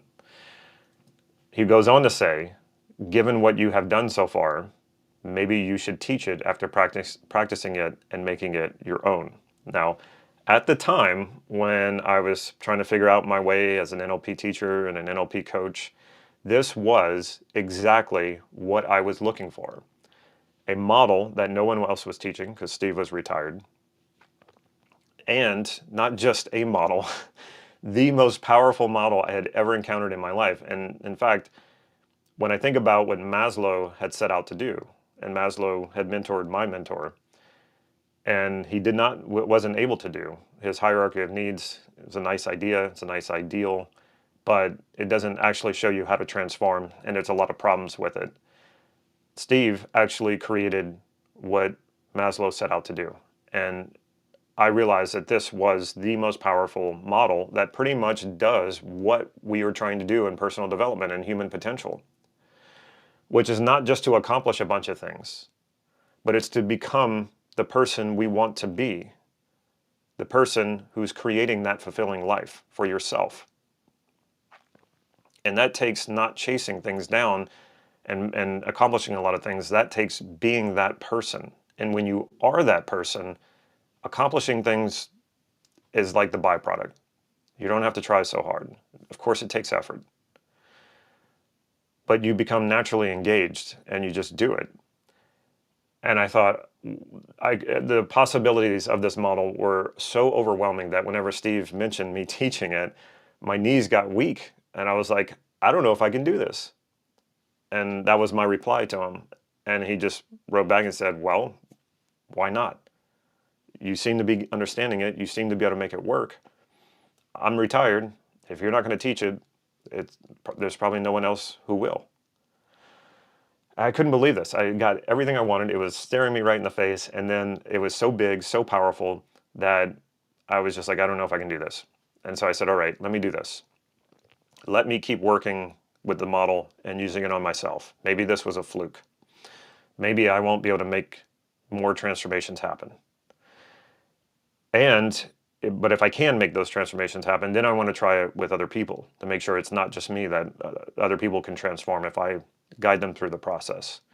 And so over the next few months, I transformed more qualities, and it worked. And it was mind blowing every time I would do this, because it would take me usually less than an hour. And I could literally feel my reality shifting when I would transform a quality. And I thought, okay, this is amazing. The next step is, let me work with other people and see what happens. And right away, same thing. It was amazing to watch these people transform. And I was still like having to follow the process because I hadn't memorized it yet, and just going down the steps and doing it, and it was still working. So I went back to Steve and I said, yeah, you're right. I have to do this now. I can, it's not just I want to do this. It feels like a calling now. The world needs to know this model exists. The world needs to know that we can master transformation with predictable results. We can transform ourselves into the person who lives that fulfilling life, who's creating that fulfilling life. And when we go to ourselves to do that, it's much more powerful, easier, more rewarding, and more fulfilling than trying to, from a place of not being fully whole, fully unified, fulfilled, and trying to arrange things in our lives, arrange the objects in our lives to make us happy. And that's what a lot of people are doing. If I make a bunch of money, buy the right car, marry the right person, have the right house, have the right kids, then all of these, I'll surround myself with all of these things, and how can I not be happy when I do that? That's how a lot of people are approaching this. And then they wonder, once they have all those things, how is it they're not happy? How is it they're not fulfilled? And we see this. We see the worst of it, like in celebrities. They're beautiful, they have all the money, they have all the fame, they have everything they want, all the access they want, and then we still hear these stories about them falling into depression, and tragically sometimes committing suicide. So if those things made us happy, we would be able to see that in people who have those things, and it's just not the case. So I was pretty overwhelmed with the possibilities of all the transformation that I could have, like all the qualities that I valued. And so I went to Steve and I said, so Steve, I can just transform any quality just like that? And he was like, yeah, pretty much. And so I felt like a kid in a candy store, right? It was just too many possibilities. It's like you walk in, you just get overwhelmed. Like, well, where do I even start? So I wasn't satisfied with this answer. So you have to think about this. If I presented this to you and I just said, you could transform any one of your values into a certain and solid quality of who you are, and it would be based on your real life experiences, not faking anything, and you would truly feel this way, and as a result, you would behave this way. You would behave in alignment. You would be this quality. Where would you even start? That's where I was at this point. I'd already done a few transformations on myself, and I was like, okay, there's so much out there. Where do I even start? So I was a little, I felt like I was buffering, a little spinny wheel. I was just like, okay, where do I go next with this? Because you have so many values and so many qualities you would love to possess, right? Don't you? I mean, you should have a list of them right now. A list of them from yesterday, a list of them from your resistance today. And so around this time, I was curious about Steve's son, Mark Andreas.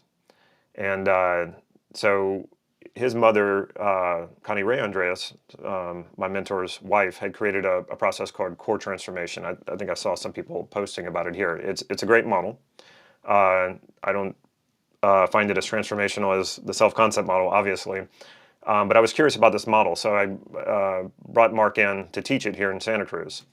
And it was funny, the compliment he gave me was, he says, my dad says if I tell you to try something, you will.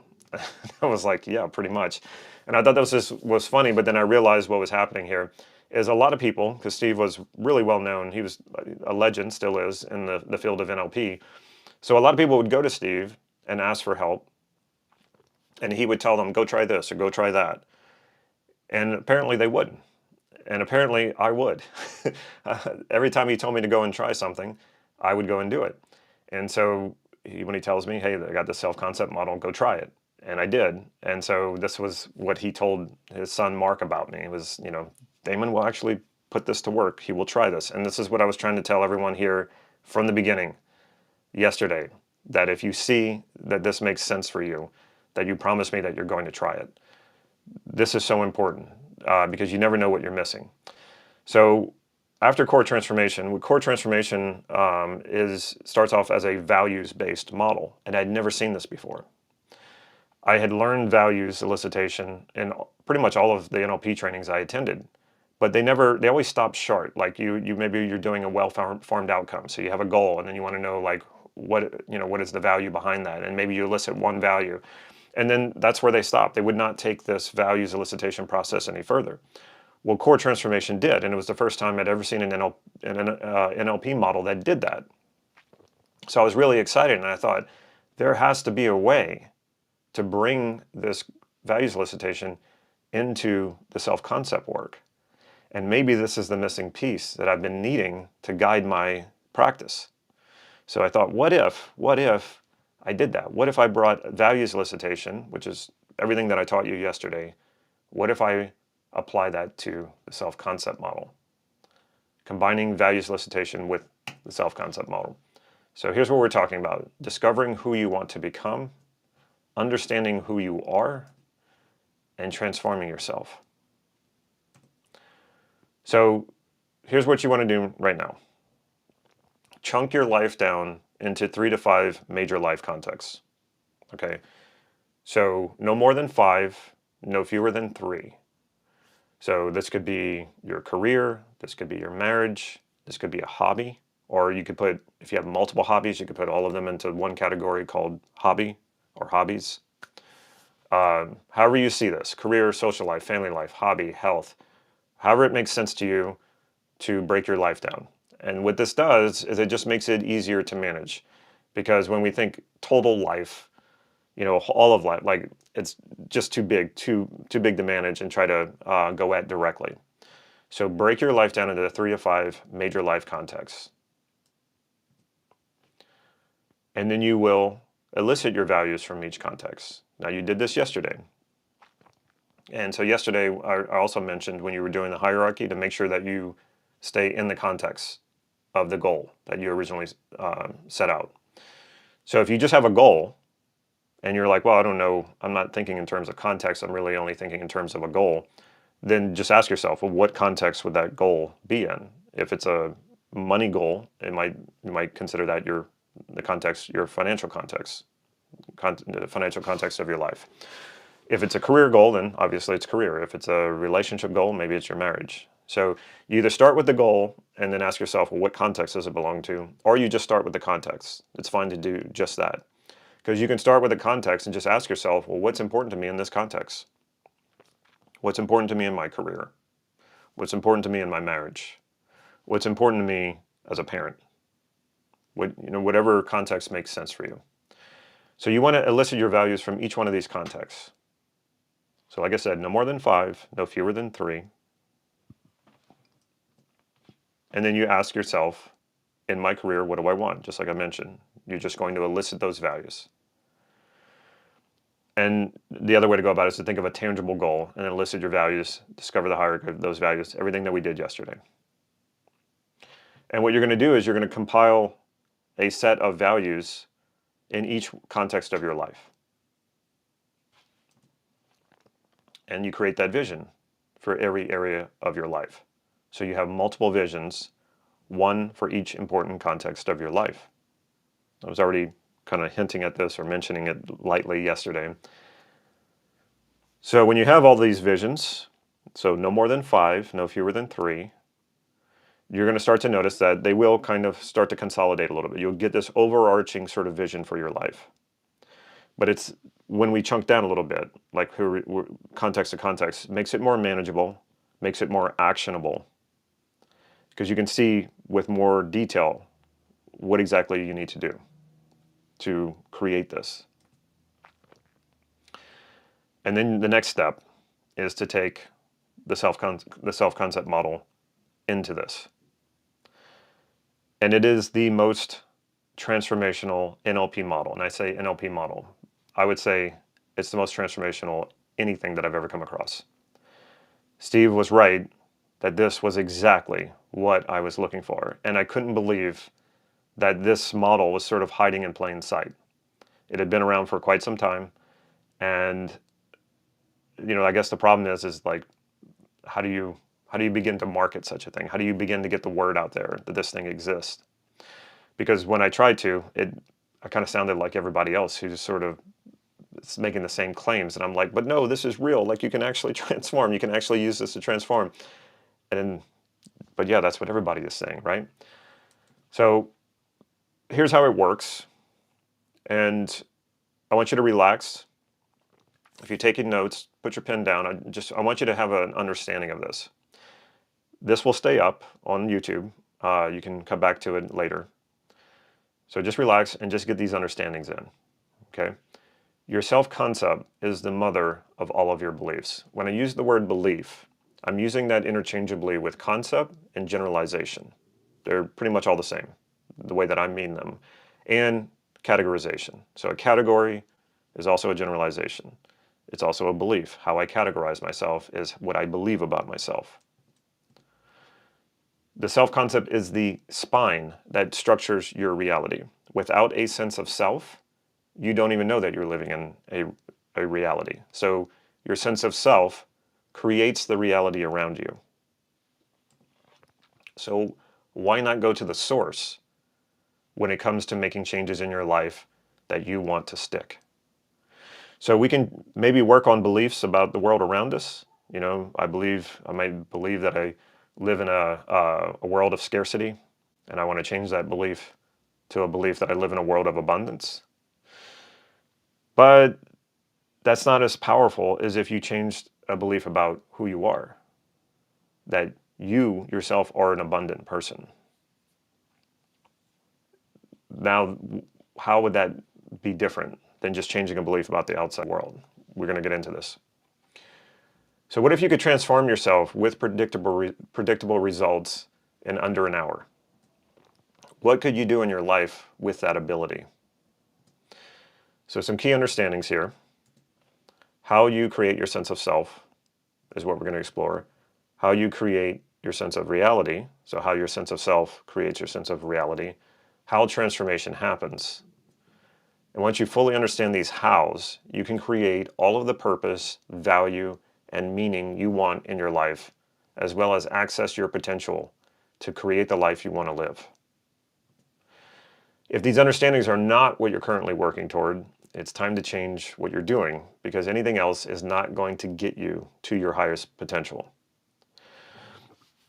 And the wonderful thing about fulfilling your potential is it's also extremely fulfilling in itself. Because when you're fulfilling your potential, you are fulfilling your values, you are fulfilling what is valuable to you. So let's talk about your sense of reality. Your sense of reality is based on two dimensions, time and space. No matter what, your sense of reality is always going to be rooted in these two dimensions. Time would be past, present, and future. Anytime you have had an experience, your experience will fall either in the past or the present or the future. And people, what do you mean by future? Well, we think of things that we're going to do before we do them. And that's what I mean by a future experience. We can plan, right? So we do think of things in the future. So no matter what, you are processing your reality through time, past, present, and or future. And all of your experiences have a location. That would be space. Everything in reality has a time and a location. Every experience you've ever had happened in the past, the present, or you've imagined it happening in the future. And every experience you've had happened somewhere. So your identity, also known as your self-concept, transcends time and space. It is the only generalization you make that transcends time and space. Now you're probably wondering, what do I mean by that? So let's talk about the past. Even though in almost every way you are a different person than when you were much younger, like let's say the age of 3, you have a different body, you have different beliefs, and yet you still refer to yourself when you were 3 as when I was 3. This I generalization, who I am, When I look back on my 3-year-old self, even though I'm different in every way possible, I still refer to myself when I was 3, not when he was 3. So if you think about that, there are no other beliefs that we have that carries through, no other concepts carries through time, like your sense of self, your sense of I, me, whatever that generalization is. You've carried that through time. This is what I mean by it transcends time. You don't say to your past self or about your past self when he or she was whatever. You don't disconnect those two. You connect those two. Everything is connected through that concept of self. Everything is connected through that generalization about who you are. You still feel that connection. And like I said, you're not in the same body, not just like the same size of the same body. Literally, you have replaced every cell in your body from that time, from your childhood. And all of your beliefs and all of your thoughts are very, very different. There's very little that has actually carried through. But one of the main ones is your sense of self, the sense of who you are. That has been unbroken, unchanged throughout time. What does that tell you? This, this is the most powerful generalization you make. And we do it into the future too, like I mentioned before. You say things like, when I go on vacation next summer, when I retire. Even though your future self doesn't exist yet, you're still projecting yourself through time into the future. So what ties the past, present, and future together over a span of a lifetime is this generalization you make called your self-concept. It's the I, me that you keep referring to and keep projecting into the future. No other generalization that you make transcends time this way. And it also transcends space. So how does that work? No matter where you go, to another room, another house, another state, or even traveling across the planet, you will have the same sense of self, unchanged and unbroken no matter where you go. If you were to get up right now and go into another room in your house, you would still be you. If you were to get on a plane and fly to a different country that you've never been to, don't even speak the language, a culture that you're not familiar with, you still have that same sense of self. It doesn't change. So this is how the self-concept transcends space. So when you make a change to your self-concept, those changes generalize throughout all time and space as you experience it. So think about that. If you make a change in a belief about something else, like if I used to like, I don't know, a particular country that I traveled to, and then now I don't, how much does that change me or the rest of my life? Not very much, hardly any at all. But if I make a change in myself, a transformation, it actually brings changes throughout even my past, and then a sense of who I am now, and then into the future. So it has wide-ranging effects when you change a belief about yourself versus a belief about something out there. Those changes will go with you everywhere you go, because that's a change that you've made about you, and you always take you wherever you go. Your past will now support that change in the present as you project this change into the future, creating a self-fulfilling prophecy. So what we do with the self-concept model is we identify what qualities you value but aren't really experiencing as qualities. And when we have that, when we value being something, or we value something and we don't believe we are that, or that we're aligning with it, our self-esteem comes down, our confidence is lower. We don't feel like we can do these things. But when we change that, when we transform that, which is mainly, in NLP, we work in structure. So we're restructuring the information in your experiences so that they support you in being the qualities that you value. And when that happens and you believe you are this quality, and it's based on real lived experience, it becomes a self-fulfilling prophecy, because you believe you are, you continue to be. You align with that. You do that. And this is the most powerful transformation a person can have, a transformation at the identity level. So your identity, let's break this down a bit more. Beliefs and generalizations, something that is accepted, considered to be true, or held as an opinion, according to the dictionary, the Merriam-Webster dictionary.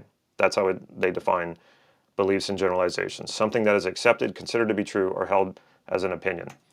According to Steve Andreas, a generalization is the imposition of our limited mind on an infinitely complex and changing world. Because of this, because of what we can understand about beliefs and generalizations, allows us to change them. So also according to Steve Andreas, your self-concept is the concept or idea that you have about yourself. That's all that it is. I say all, that's all, but at the same time, it's extremely powerful because you've been carrying this through your entire life. You have always felt you. You have always felt a sense of you. That is actually a concept, an idea, because you can't possibly know yourself. You can only know what's going on the inside, and other people can't actually know who you are either because they're only knowing you from the outside. So we have to conceptualize it. In other words, your identity is all the generalizations you make about yourself generalized into one single powerful generalization, self-concept. All beliefs everyone has, beliefs about yourself, beliefs about others, and beliefs about the world, first starts with your self-concept, your sense of self. You don't have beliefs about anything else unless there's a you to have the belief. So that is the mother of all of your beliefs. So what you believe about yourself has the greatest effect on how happy, successful, fulfilled, and purposeful you are and will be in the future. That nothing has a greater effect on those things that we're all striving for than your self-concept. It also has the greatest effect on your perception of reality, whether you perceive the world and everyone in it as imperfect, yet filled with wonders, love, kindness, joy, and plenty of resources to live an abundant life, or as a hostile, evil place that's out to get you. In other words, when you change your self-concept, when you transform at the identity level, it will change your perception of reality. It literally feels like your reality changes. The choice becomes yours to live in an abundant reality filled with everything you need to be fulfilled and happy when you know how to transform. And I am living proof.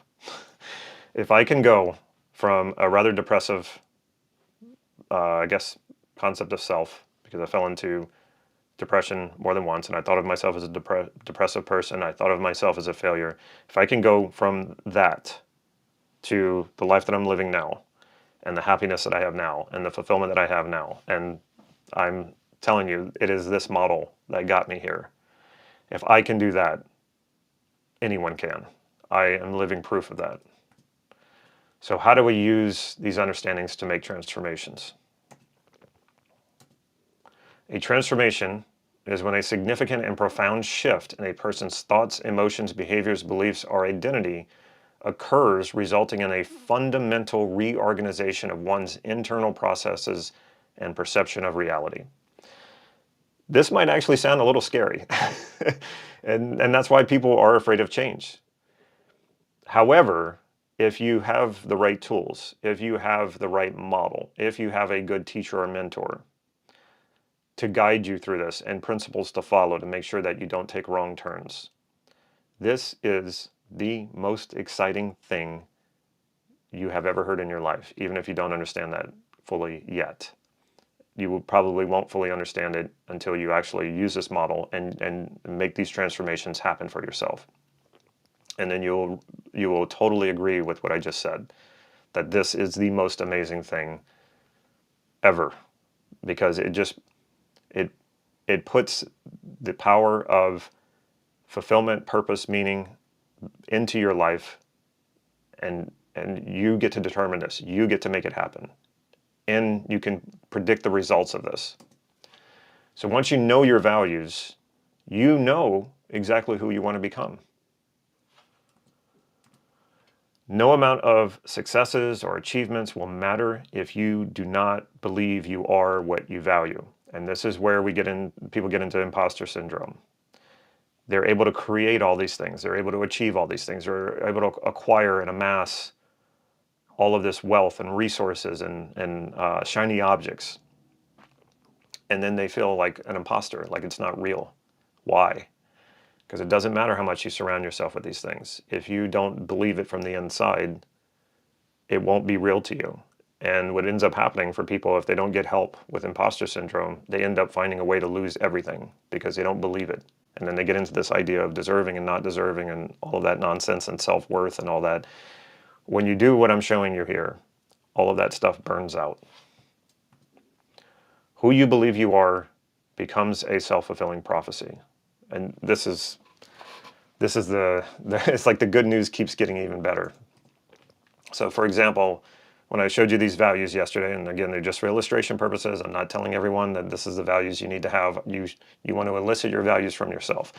You don't want to depend on anyone else to tell you what they are. What we do at this point, once we know what the values are, then we ask the question. We ask, so as you can tell, I like bringing in questions, and then we go down the list and we say, "Am I?" and you fill in the blank with your value. Now, freedom is a little tricky. I'll come back to that later.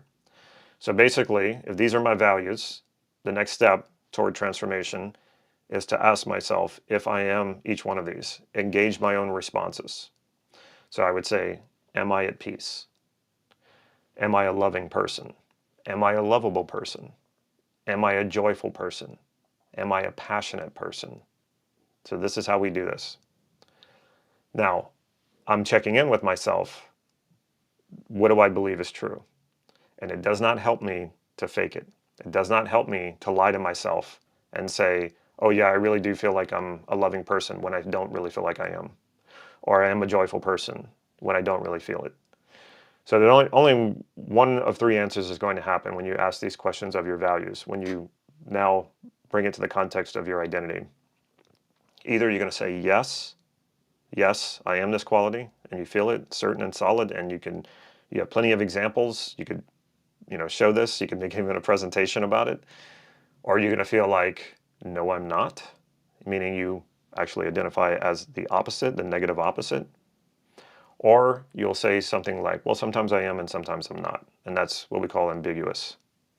Anytime you do not believe you are a quality that you value, your self-esteem is going to come down and you're going to suffer. This is where suffering comes from. This type of suffering, like mental and emotional suffering. So I love the Matrix because I think it holds a lot of philosophical truths that I'd never seen before in a movie. And it's very metaphorical, obviously. But some of the things that are in this movie are so compatible with how we live and how we think. And I love it when Neo goes to the Matrix. This is the second movie. And she says, you didn't come here to make the choice. You've already made it. You're here to try to understand why you made it. And this fits with values so well because we make choices all the time.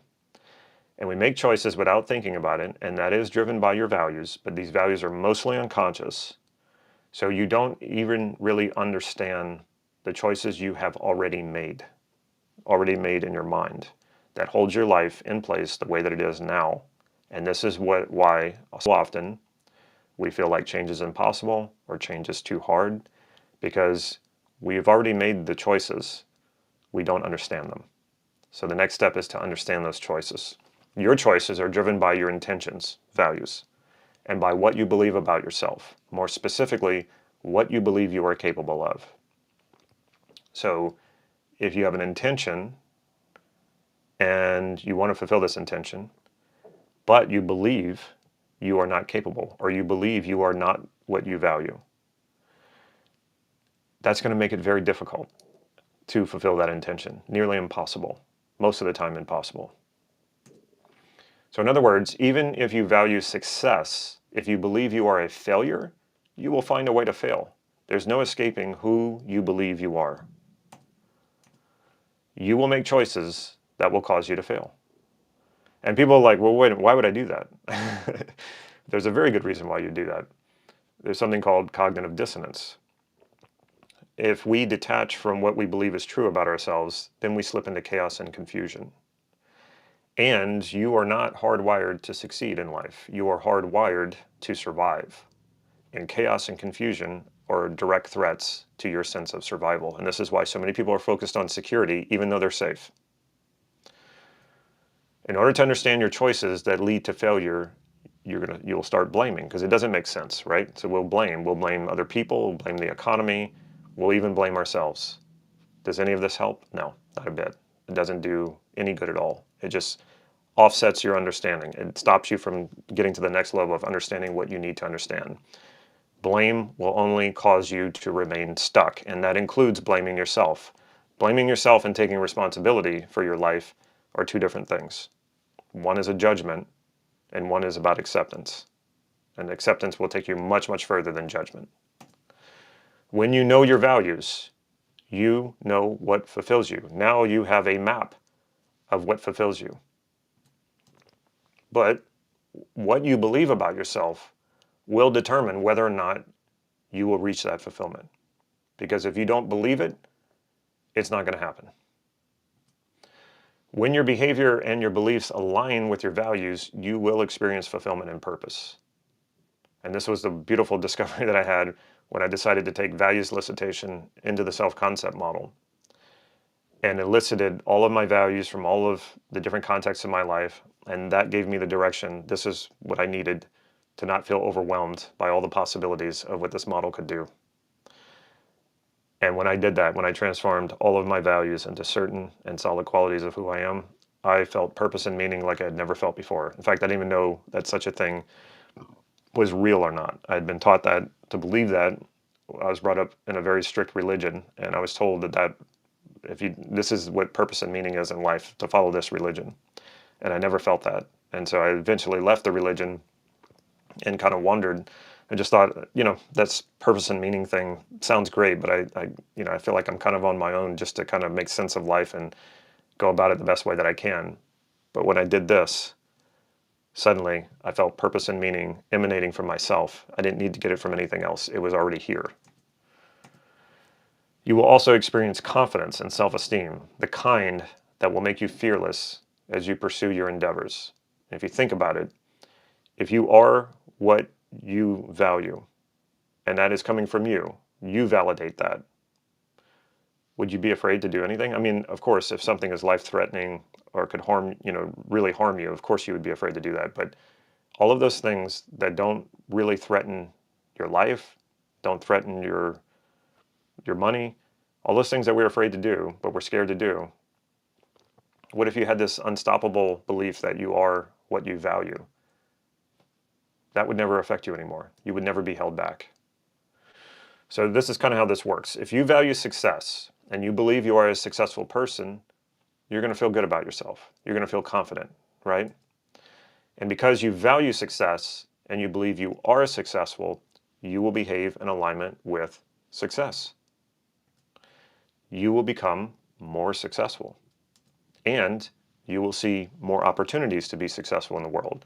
Because you believe it, then your mind will sort for that information, sort for those opportunities that are consistent and congruent with you being successful. Now, the opposite is true as well. If you believe you are a failure and you value success, this is going to make you feel bad about yourself. Anytime we have a value and we don't believe we are that value, our self-esteem comes down, our confidence comes down, our sense of meaning and purpose comes down, we feel bad about ourselves, we suffer. And because you believe you are a failure, you will behave in alignment with failure. Your failures will support and confirm your belief that you are a failure, making your belief that you are a failure stronger. And so here's the thing.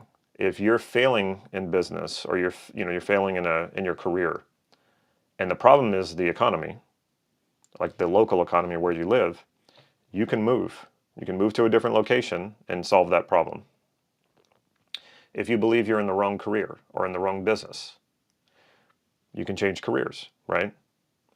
But if you believe you are a failure, it doesn't matter where you go, it doesn't matter what you change as far as career or context, you will find a way to fail because you believe that is true.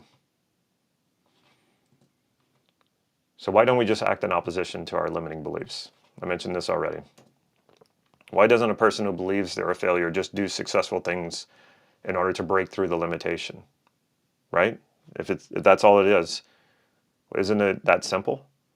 But people are really struggling with this. It doesn't work this way, does it? And this is the other quote that I really like from The Matrix. We can never see past the choices we don't understand. So when we did our values elicitation yesterday, you had a much better understanding of why you want what you want. When we elicited your resistance to that today, now you have a much better understanding of why you resisted that and how to integrate that. Now you can start to see past these choices because now you understand them.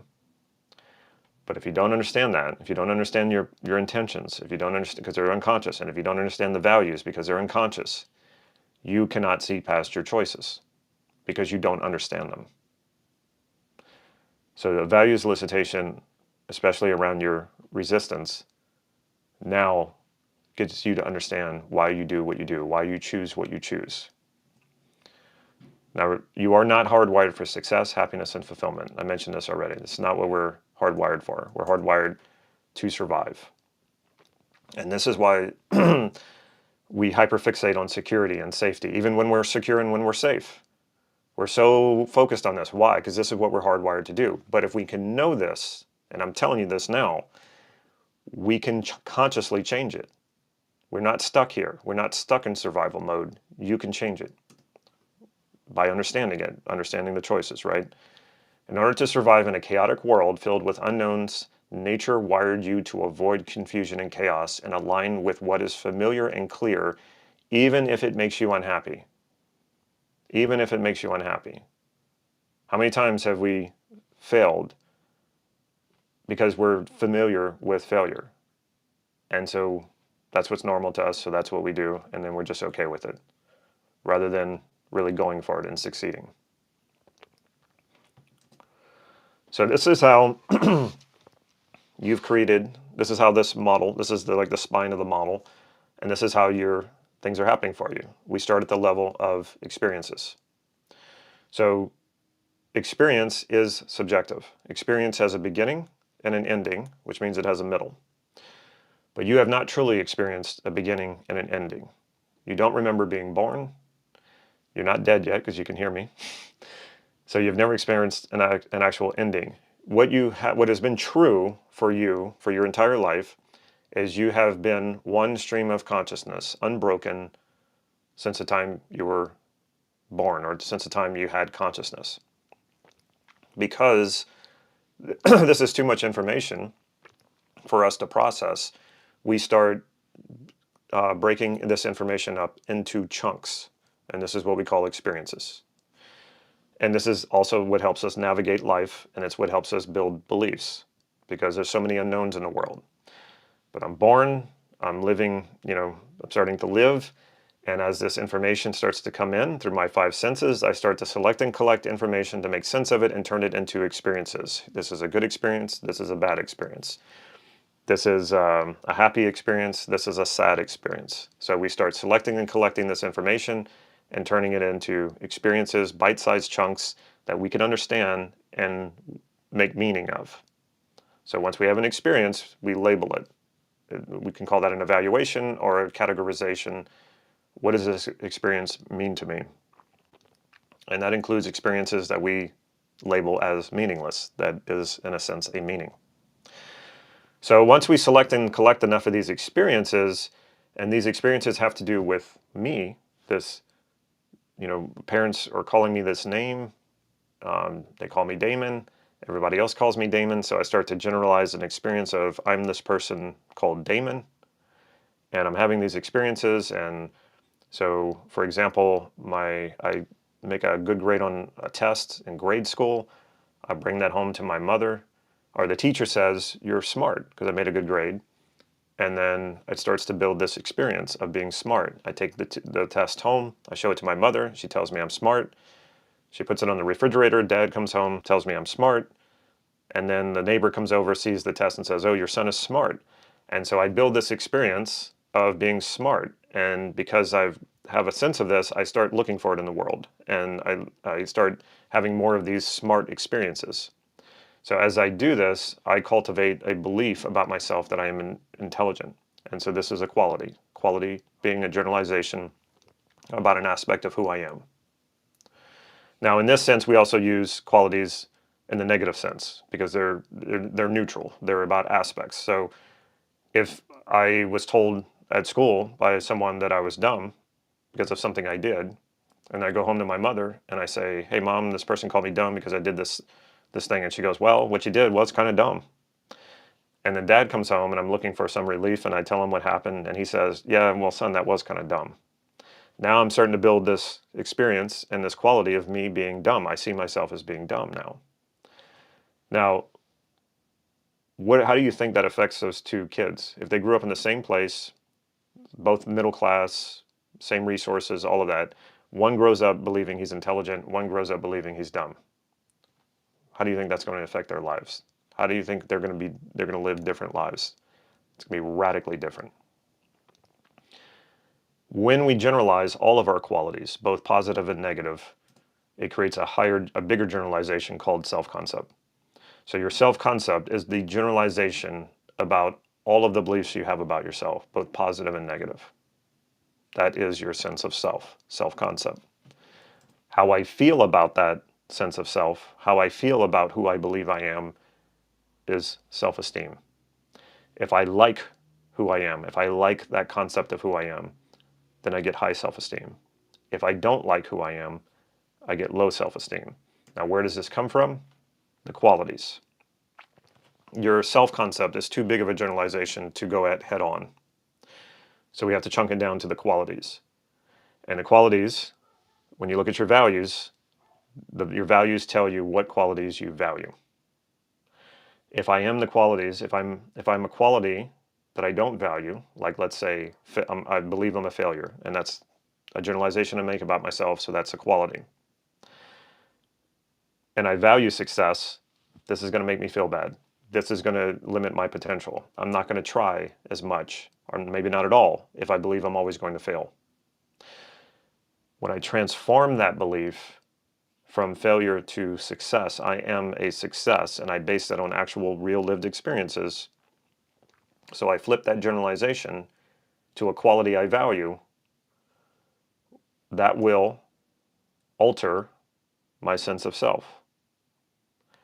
And because I'm transforming into a quality that I value, it raises my self-esteem and it sustains it in a very stable way. So it's not like I have to go tell myself a bunch of affirmations, or it's not like I have to try to boost my self-esteem. I already believe I am what I value. And if I do this with enough values, then it solidifies that. And my self-esteem stays stable and elevated. And so does my sense of purpose and meaning and fulfillment.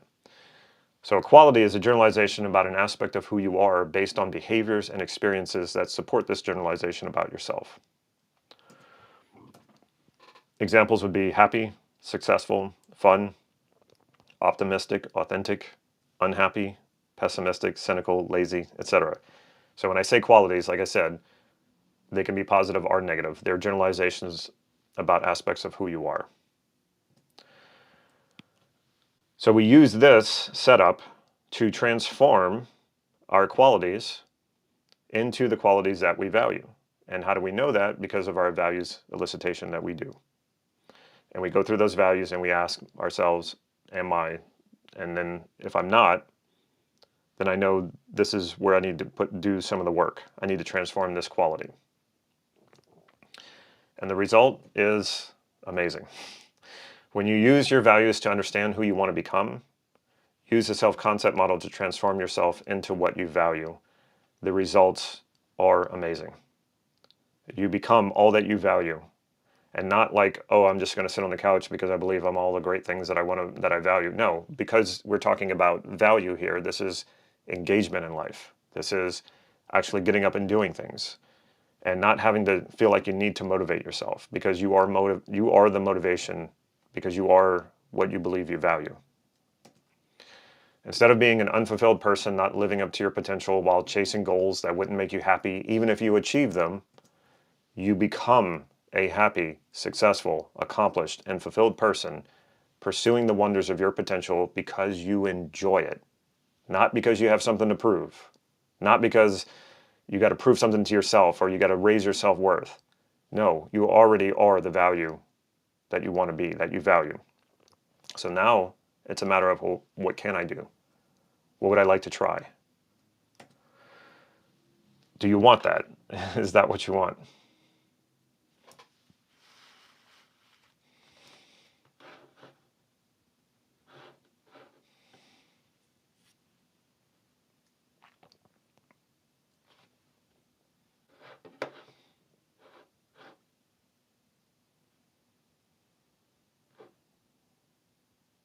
Okay. This delay is kind of strange. Good. And again, I want to keep bringing your attention back to the fact that it takes no great intelligence, takes no special talents to learn this and to be able to do it. Here's Adriana. My life has transformed. After doing NLP, this model was the one that actually connected back to life. I'm no longer in survival mode, but thrival. I have always been fascinated by human potential and performance, and this model allows me to actually transform myself, fully recover. Sounds cheesy, but it's true. So do you find this helpful?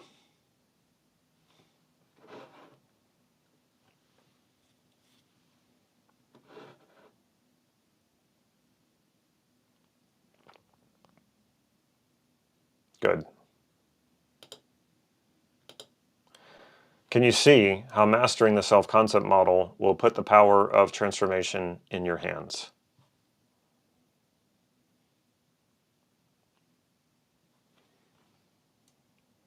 Great. All right, so here are the 3 modules that we covered. I know I dropped a lot on you in this last one. So I have a question. Are you getting excited about the potential of what using this model can do for your life and for becoming precisely who you want to be?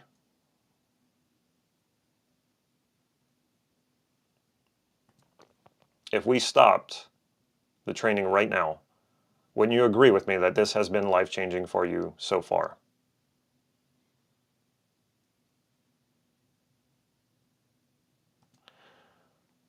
So how about this?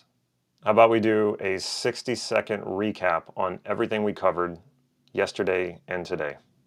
Would you like that? All right, so I'm not going to promise that I can do it in 60 seconds, so we're not going to put a timer on. Let's see how well I do. All right, so starting yesterday, I talked about why you're here. You feel something, you know something is not quite right, that there's something to be fulfilled here. I talked about my mentor, Steve Andreas, and how I learned his model and how he endorsed me and the wonderful mentoring that I got from him. I talked about this quote that I love, and I think we can just keep applying to life over and over again. When we procrastinate, when we don't choose, when we put things on hold, we inevitably let our choices be made by circumstances, which is not how we want to live our lives. I talked about where I'd come from 14 years ago to what my life is like now, and that in itself is a transformation of many transformations. And my YouTube channel, that I was not able to do this until I started learning NLP. I'm actually an introvert. I talked about the wonderful people I get to meet, like Maria Menounos, and being on her show and having my show, Nas Daily, get to travel the world. This is the fulfillment of a lifelong dream, being able to do this with my wife. I talked about our team, how we had started with just 3 of us and how we grew and expanded during a tumultuous time like the pandemic. I talked about what kept me out of depression after experiencing 2 depressions and then my life really going upside down, and it was because I started my NLP training. And then I talked about the plateau that I hit and eventually how I got out of it, and that it was this man, Steve Andreas, my mentor, who guided me out of it. So we went into the modules. Vision was where we started. I talked about this wonderful quote by Wayne Dyer, "I will see it when I believe it." And I talked about how creating that vision lights the pathway in front of you. We went through these modules of from want to value, hierarchy of values, and creating the vision.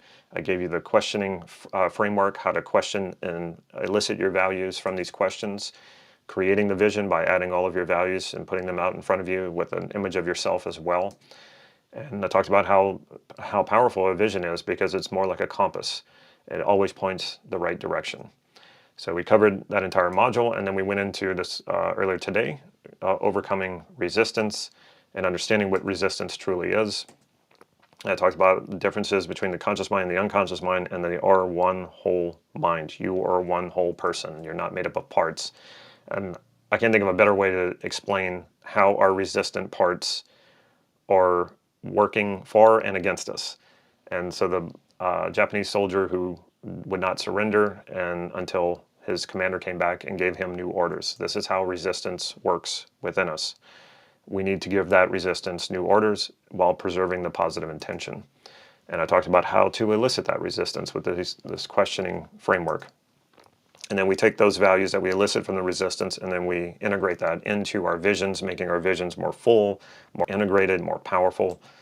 And then I talked about how you just keep doing this until you have zero resistance left and you have this beautiful vision in front of you with no resistance. And then we went into the third module, which is about transforming yourself, which is where this truly takes off, where you become what you value rather than chasing what you value. I talked about how the self-concept model is what Steve shared with me that changed everything for me. And then I talked about how I brought values elicitation into the self-concept work to help us, guide us, and figure out where to go in transforming who we want to become. And I talked about how you break down your life into 3 to 5 major life contexts to make it more manageable to elicit your values from each one. And then we use those values to transform into who you want to be. And I talked about the power of your self-concept, because you take it everywhere you go. It transcends both time and space. And so when you transform yourself, a part of yourself, a generalization about yourself into a generalization that you value, and you do this enough times, you create that sense of value, purpose, meaning, fulfillment in your life that we're all searching for. And then it just becomes your choice to live in the world that you want to live in based on becoming who you want to become. And I talked about not understanding your choices. When you have these unconscious intentions, your choices are already made for you. Now it's time to understand your choices. I talked about how the model works based on experiences that get generalized into qualities, and then those qualities get generalized into a self-concept, and then how you feel about that self-concept, your self-concept, is what gives you self-esteem or lowers your self-esteem.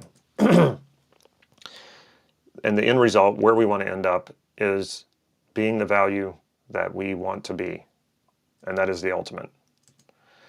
And all along the way, throughout all of this, I've kept showing you other people just like you, of no greater intelligence, of no greater talents than you, are making this happen, and they're doing it.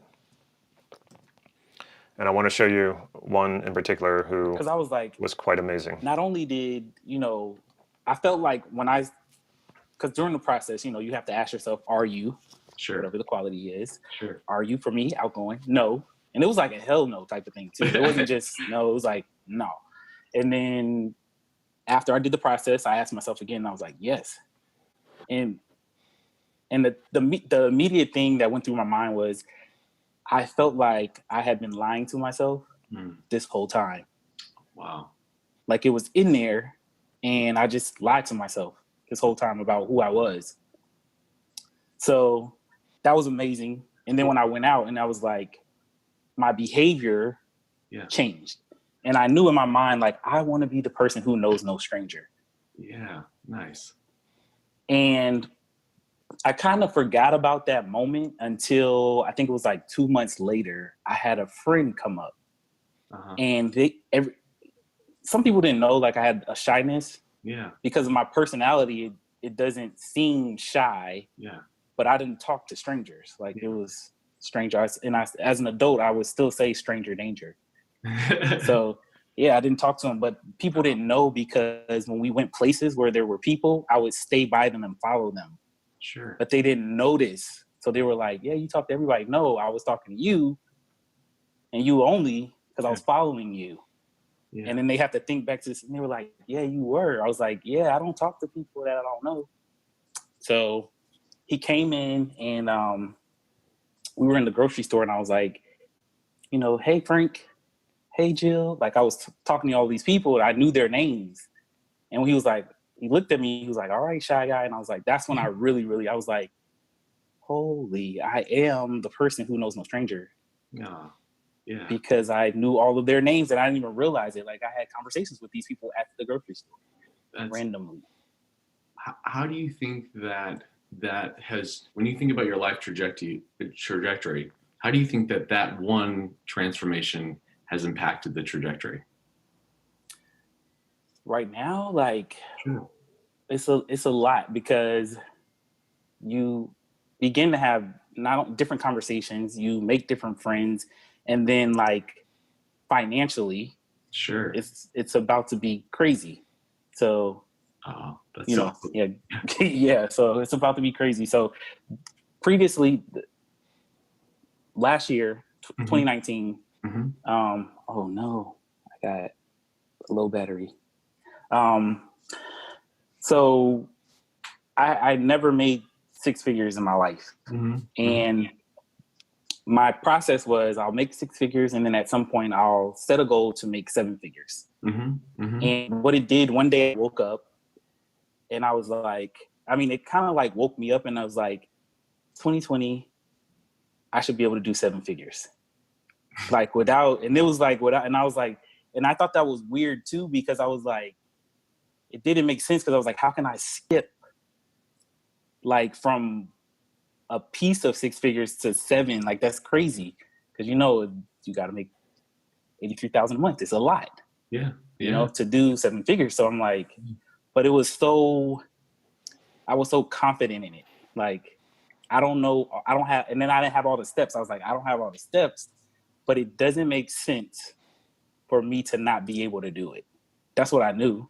Like, it doesn't make sense for me not to be able to do it, because I have like the internal processes to do it. Yeah. The how to is going to come at some point. Absolutely. And it'll be in 2020. I don't know when. So it sounds like between here and there and here still, there's been some major changes, sounds like. Yes, because even in the beginning of the year, like January, February, I was like, man, I'm off, because I didn't really do anything, because I was trying to figure some stuff out. So I was like, January, February, and then it's like March. I'm like, I'm running out of time. But then when I pieced, everything came together, and then I did the math. I said in April, I should have a six-figure month. And I counted the months. Yeah. And it equaled to seven figures. There you go. It was right on target. I was like, holy. And I didn't even think the way that I was doing it was going to be the way that I was going to get it. Sure. Yeah, it was supposed to be some other thing. So that, to highlight that a minute, that's pretty interesting, right? Like, I've noticed that as well, like in life in general, when you're creating a vision, you're transforming to become the kind of person that would know that vision. It's interesting how it tends to never quite play out like you initially thought. Right? I don't know if you've noticed that, but like something I've in experience has told me that you always start with a plan, and you're learning as you go. And the person that starts the plan, the person who ends up at the destination, those transformations in the middle are so, those help inform you how to alter the plan in order to get there, right? And in many cases, if we knew the exact path, we'd probably already be there, wherever there is. Right. Yeah. You know? And so I just find that, I think that's incredible. So you mentioned something earlier that I want to make sure that we chat about. You mentioned that you said, what was it? That you said it was almost like when I asked myself and questioned again whether I was, what was it? What was the quality? Outgoing. You're like, it was like you were lying to yourself that entire time up until that you. Can you say that? How you said that again? Actually. Yeah, it was in the moment I realized, I felt like I had been lying to myself the whole time. Yeah. Because I realized that I was that person. Yeah. But it was strange, because it was like 2 seconds ago, before I asked myself, am I outgoing again? Yeah, It still would have been like, I felt like it would have been a no. sure. But then when I asked myself, it was like, yes. And it's like, you have this confused, like, this doesn't make any sense. How did this even happen? I spent about 35 minutes doing something with my brain, and it just rewired it. And then now I am all of a sudden outgoing. It doesn't make any sense. What do you think what is that like? What do you hypothesize is the cause of that experience, or what does that say about maybe our minds from your point of view? I feel like a reassociation to, there's an understanding of what missing resources we needed to act in the moment, and the realization in our brains, which is like in our imagination, is a real thing. Like, you can't differentiate from reality and non-reality. Yeah. So when you integrate the two processes, it becomes real to the subconscious, and you begin to act it out. So that's how nobody ever asked me that. That sounded kind of smart.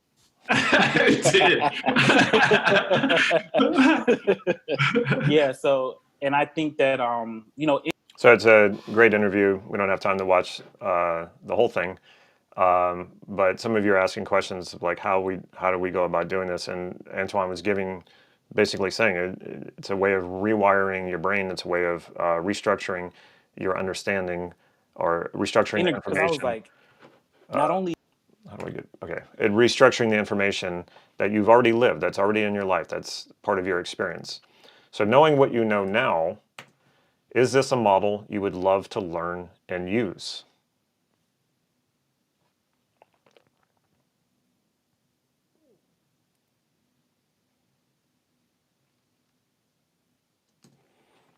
Are you happy you attended this training?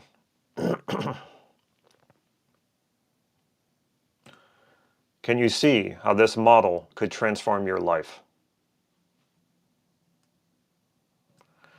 Do you realize the advantage you now have in your own development just by using what you've learned here today and yesterday?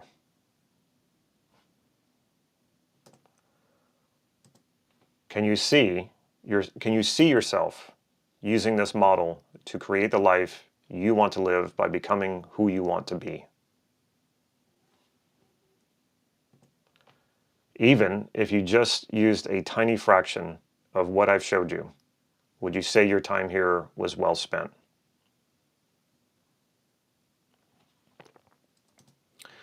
Would you like to spend even more time together going even deeper and further on creating, honing, securing, sharpening, and transforming yourself? Even if you only used a tiny fraction of all that we covered today and yesterday, don't you feel like you've taken a gigantic leap forward with your personal development? I don't know what you knew about NLP before coming to this workshop today, but it'd be a safe bet that some or all of what we covered today was new and valuable to you. Processes such as discovering your values, overcoming resistance, and how to transform your values into qualities. And if you like what I've shared with you so far, you're going to love what I'm going to show you next if you said to yourself that you want to go even further than our brief encounter this weekend. So we have two choices here. Choice one, we part ways with you and hope that on your own you can make a go of this. Or choice two, we could take a more active role and responsibility for your success to create a situation where our relationship could evolve from more one and done type of a deal to an ongoing, growing, and mutually rewarding relationship. So we choose the second option, because we want to live in a world where anyone who is passionate about improving themselves and their lives can transform themselves at will and with predictable results. So remember this quote: you've already made the choice. Now you have to understand it. So here's what we're offering: self-concept practitioner training, master transforming yourself so that you create the life you've always wanted, guided group coaching so that you can ultimately become the person who has what you want, so that getting it is easier, faster, and more rewarding and more fulfilling every step of the way. My coaches and I will walk you through every step of transforming into the person you want to become so that you finally create the life you've always wanted to live. You get 18 months of exclusive high-level mentorship designed to help you master NLP techniques for profound identity transformation. Work alongside the world's top NLP experts to reinvent yourself by transforming your self-concept into your highest values. Lessons structured to finally give you the full understanding of your true self so you never feel lost or doubt yourself again. Proven method for living with greater purpose, meaning, fulfillment, and satisfaction without looking to others for validation. Guided pathway to start living your potential immediately. When you learn how you create your identity, imagine the possibilities of what you can change in your life when you have the confidence to overcome your fears, motivation to do what lack of discipline and lack of willpower have kept you from doing, and the purpose in your life to live your potential. Now, as I keep mentioning, people like you are making this happen. Here's Alpa, thank you for the support. I am more excited to see what I understand about myself today than to wait for transformations to happen in the future. I'm loving the journey each moment. Thank you. I've never felt so alive, motivated, and curious effortlessly. Just what I was looking for. I would love to continue to grow and want to really learn the skills to unfold myself and others across my journey of life. Very grateful to all of you. Here's Crystal. Last week in our foundation track call, I worked out on building a new quality. In hindsight, it's hard to believe I didn't already know it. The class and the process was amazing as usual, and I was pretty sure I really did feel a shift. But seeing is believing. Seriously, the very next day, I had an experience where it was profound how locked in this quality is. It flowed effortlessly and powerfully. And there's been several more examples since. I don't think anyone else has noticed a difference because they already thought I was that quality, but now I know too. And I feel empowered to use it to its potential. It feels like another snag has been released, so I am living even more in my flow. So just to put things in perspective, when I was trying to sort things out for myself, I really put a lot of investment in my training. And because I didn't know what I was looking for, and because I didn't start with my mentor, Steve Andreas, I put a lot of money into my training. So I spent more than $100,000 on my own development over the years. A full year of coaching with me one-on-one is $40,000. The most expensive training I ever attended was a week-long hands-on training with coaching for $9,000. 1 week, and it was $9,000. During this enrollment, and this enrollment only, you can get ongoing self-concept group coaching for 18 months for $4,900. That is a bargain for how much you get out of this program, how much we deliver on this program, especially compared to what I've paid in the past. And best of all, while this limited special offer is available, when you sign up, you also get the following special bonuses that go along with it for free. Bonus number 1, self-concept journaling toolkit. Make your personal development tangible with this tracker tool. It's the most personal development trainings have no way to measure your progress, but with this tracker, you will be able to keep track of how much you've transformed throughout the training. Exclusive digital toolkit designed to enhance your self-reflection and growth.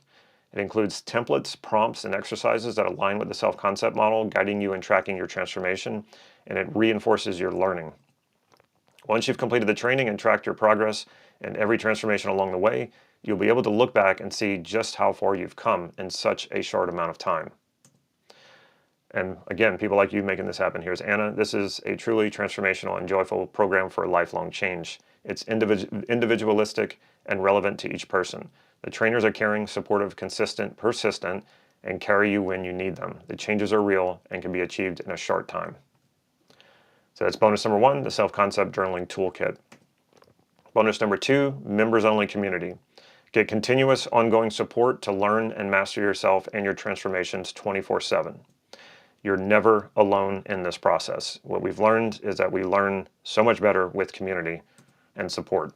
Join a group of practitioners just like you, as well as practitioners who have already mastered this model, and me, I am active in this group, to get your questions answered and encourage you as you progress along your journey. Yes, I am active in this group. I do answer your questions.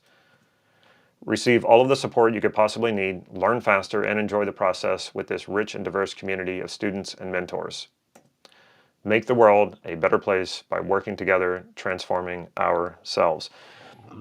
A lot of people who have been in the program for a long time are still in this community, and they're there to help you as well. They've learned self-concept, they transform their lives, they will transform themselves, and in doing so, transform their lives, and they're there as well. And also, Antoine, hands down, you do have the best support of any group I've ever been in, for sure. I've been in groups where the questions go unanswered and they rely on the group to give you answers, and you rarely hear from the admin. Excuse me. When you have answers to your questions, support to keep you motivated, and wonderful people to share your amazing transformations with, you're going to look back at this moment and realize this is where it all started. And again, people just like you. Here's Brewster. The beautiful sense of community here reassures you that you are not alone in this journey. The dedication of each and every coach provides a foundational support that is immeasurable. The empowering content and support calls play an essential role in each life-changing transformation. So bonus number 1, self-concept journaling toolkit. Bonus number 2, members-only community.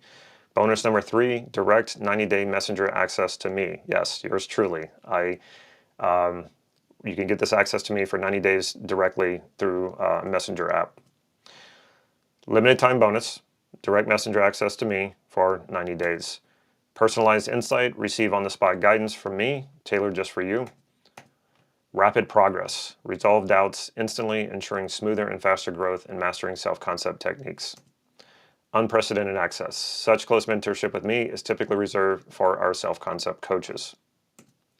Imagine what it would be like when I have your back as you master your life and you share your victories one transformation at a time. So 3 bonuses. Bonus number 1, self-concept journaling toolkit. Bonus number 2, members-only community. Bonus number 3, direct 90-day messenger access to me. So here's what it looks like. Now, some of you don't have $4,900 in your back pocket. That's okay. We can set you up on a monthly plan for $320 a month.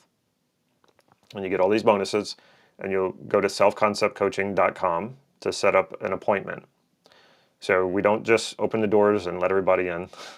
We do want to make sure that you're a good fit for our community. It's very important. We're very protective of our community because we do amazing work there, and we focus on the work, and we need to make sure that everybody is in alignment with that. And we also want to know that we also want to feel like we can really help you. And I'm sure you want to know that you're going to get what you want out of this as well.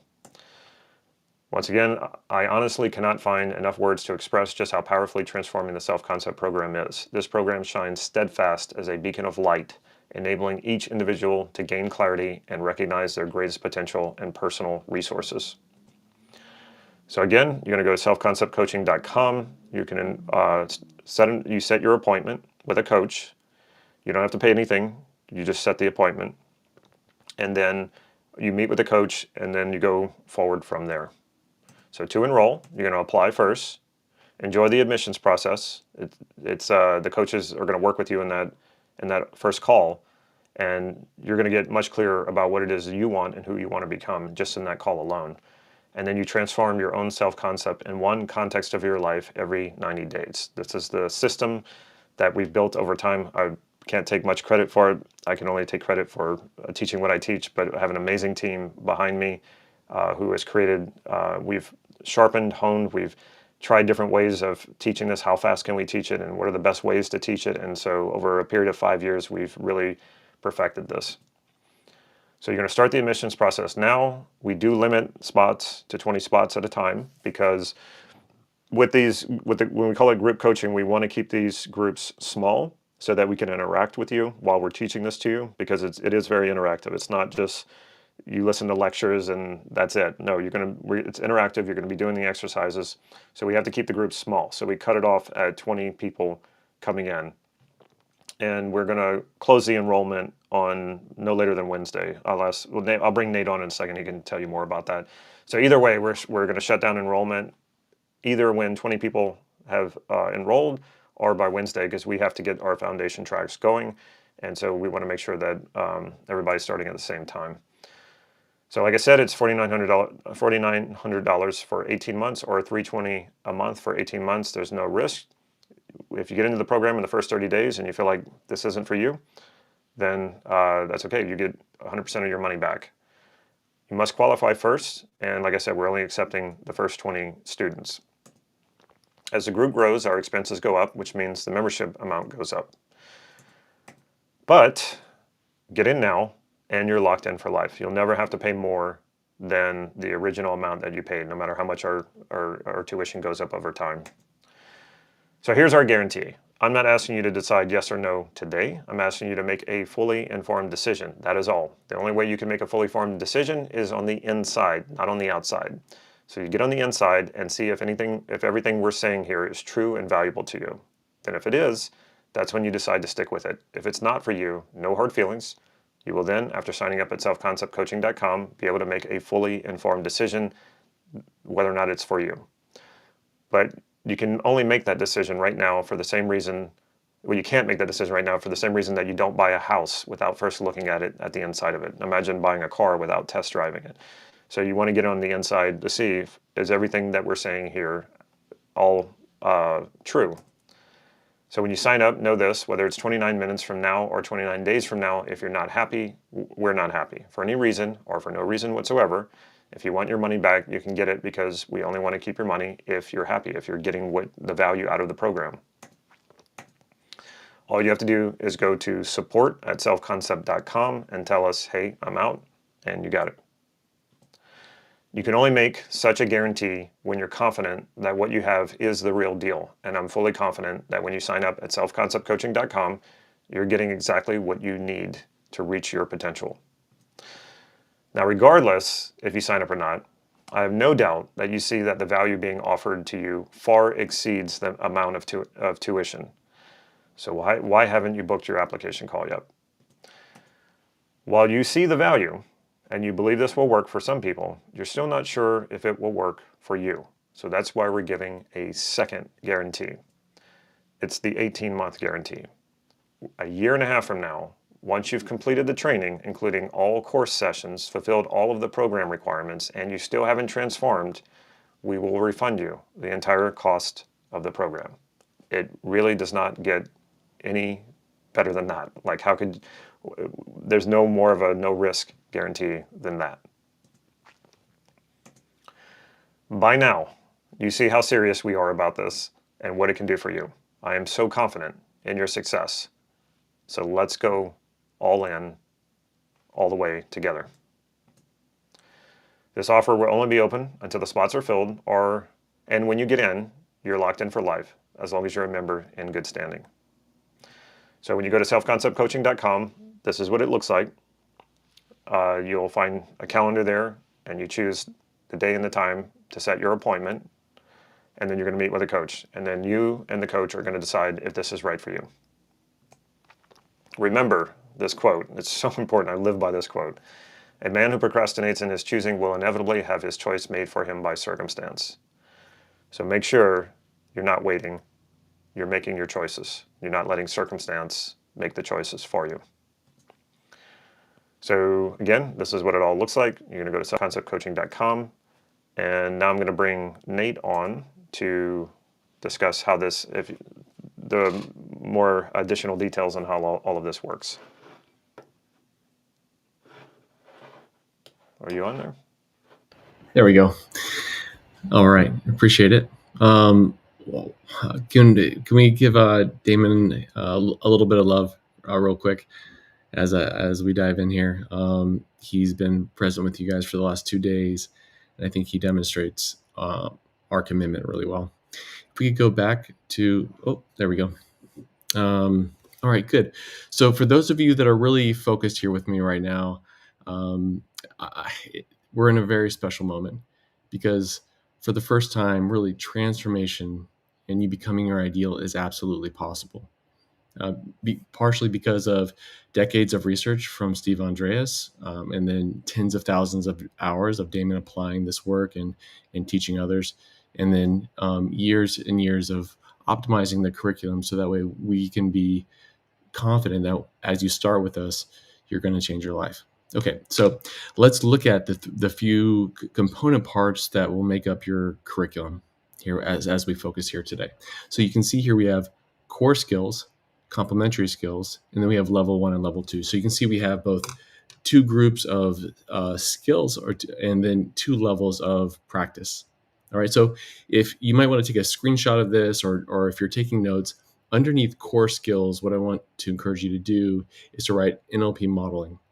Right? That's where you're going to really learn to build an NLP model of your sense of self, which is critical, right? And it's the key component that has prevented so many people from changing when they really want to change. If you don't know how you organize your sense of self, you can't change it. And so if we look at the complementary skills, those are those supportive skills that are going to give you those precise thoughts, feelings, and actions to align with your ideal, to align with your values.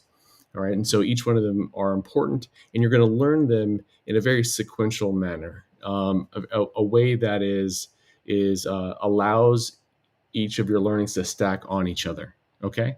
Now, and in fact, our mission here with level 1, as we were initially designing it, was to solve the problem that most people experience when they're trying to learn NLP. It really bothered Damon and I that so many people have studied NLP, have attended seminars, but there's so few people that are really great at this technology. And so, but what we know is if you're studying the right materials and you have feedback on your application, and then you're sequencing your studies in the right order, you're going to master the skill sets. We're very aware of that. So if you look at your level 1, you'll see how those skill sets stack on each other, and they do so in a way that sets you up to bring them all together to apply in what we call level 2. Okay, so level 2 is when you're taking the incremental development, so incremental skills that you've developed, and you're bringing them to sit in one session and go from a limiting belief to an empowering belief all in one session. Earlier, you might have heard Damon mention changing a belief in 1 hour, a significant belief. Well, that's where you'll do that in level 2. Okay, and in fact, it's very common for those that have joined us that have tried lots of different modalities and lots of different things. Our students will say things like, before Project for Change or level 2, I felt like I was throwing spaghetti against the wall, trying to get some change work something to stick, something to matter, knowing that sometimes it did and sometimes it didn't. Well, we solved that here with you. In level 2, you're going to learn how to plan all of your change work, how to implement that plan in a single session, and then get feedback in the moment, so that way you're always elevating and always changing. All right. So again, if you haven't taken a screenshot of this slide yet, I want to encourage you to do so. And then let's go ahead and go to the next slide. So I saw a few great questions here. So we have, how do we study? Like, where do we learn? Well, first, you're going to get access to an entire academy on every element of identity level change.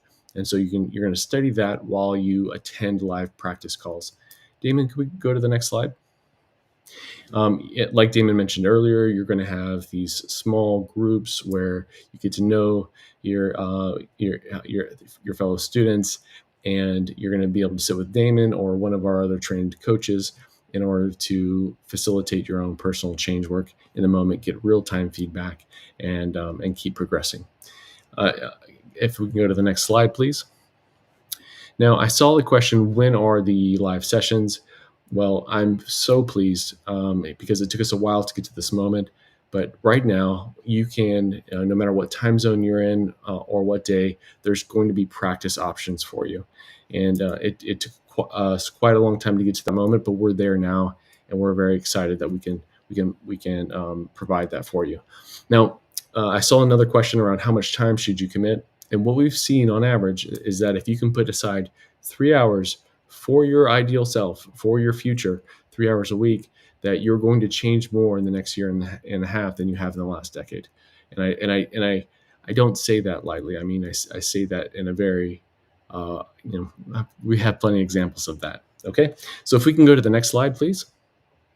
Now, some people will ask, okay, so how does the certification work? And how we actually measure your skill set is based off of the changes that you facilitate within your own self-concept. So some of you will choose to work on multiple contexts, multiple different areas of your life, and some of you will choose to really focus in on one area of your life. And so out of my own curiosity, I'd like to hear from you all. Who here would like to change multiple areas of their life, or who here would like to really focus in on one? If you could type either multiple areas or one in the slides, that would be really helpful for me. And right, so multi, great, yep. Okay, good. Okay, well, so for those of you that are focused in on multiple areas of your life, you're going to take 90 days or so. You're going to focus in on just your career, as an example. You're going to transform the beliefs in that will support that. Then you'll let those go unconscious. You'll track them. The tracking of those changes in the work that you've done will move towards your certification.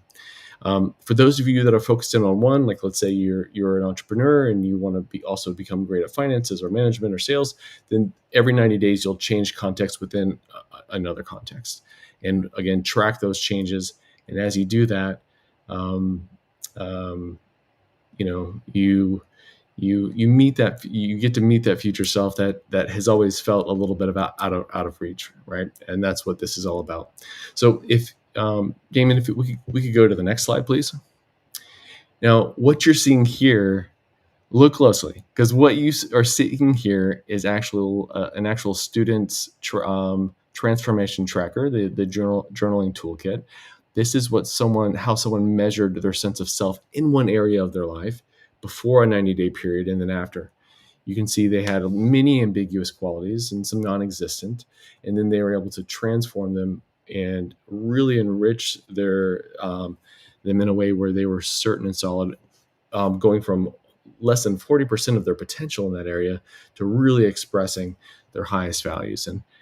And that's just, I think it's kind of a critical moment in the technology of change, where when you can track that and you can do that with precision and then help others do the same thing. So as you can tell, this is an important mission for us.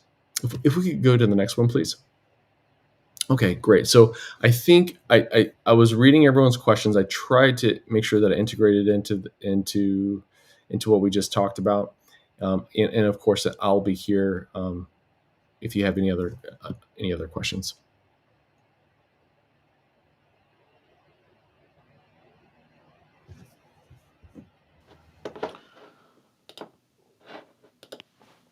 All right, and then we have more testimonials, more people. Here's Uriel. A week ago, I repelled everyone around me. Now I feel the most amount of rapport that I've ever felt in my life, and the results are permanent. 2 years of analysis, paralysis, and constant research on hundreds of most credible self-improvement resources, and none of them hit the target. Thank you, Damon, and everyone in Self-Concept for working hard and sharing this. Thanks for my self-concept coach, Jose, for being patient with my limiting beliefs. My life has already changed more than I could ever have imagined. All right. Well, what does everybody think? Who's going to be joining us?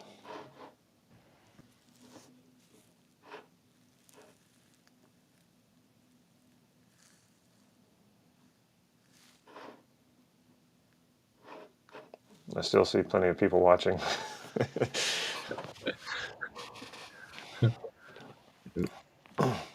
That lag is pretty funny. Yeah. That delay throws me off quite a bit.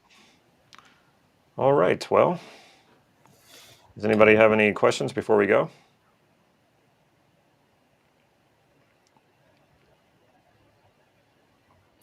Yep. Yep, $4,900 one payment or $320 a month.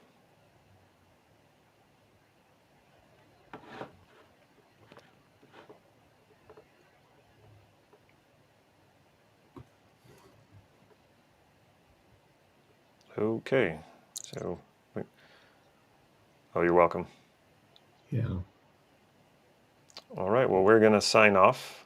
Feel free to reach out if you have any other questions. And if you're joining us this time, the journey begins.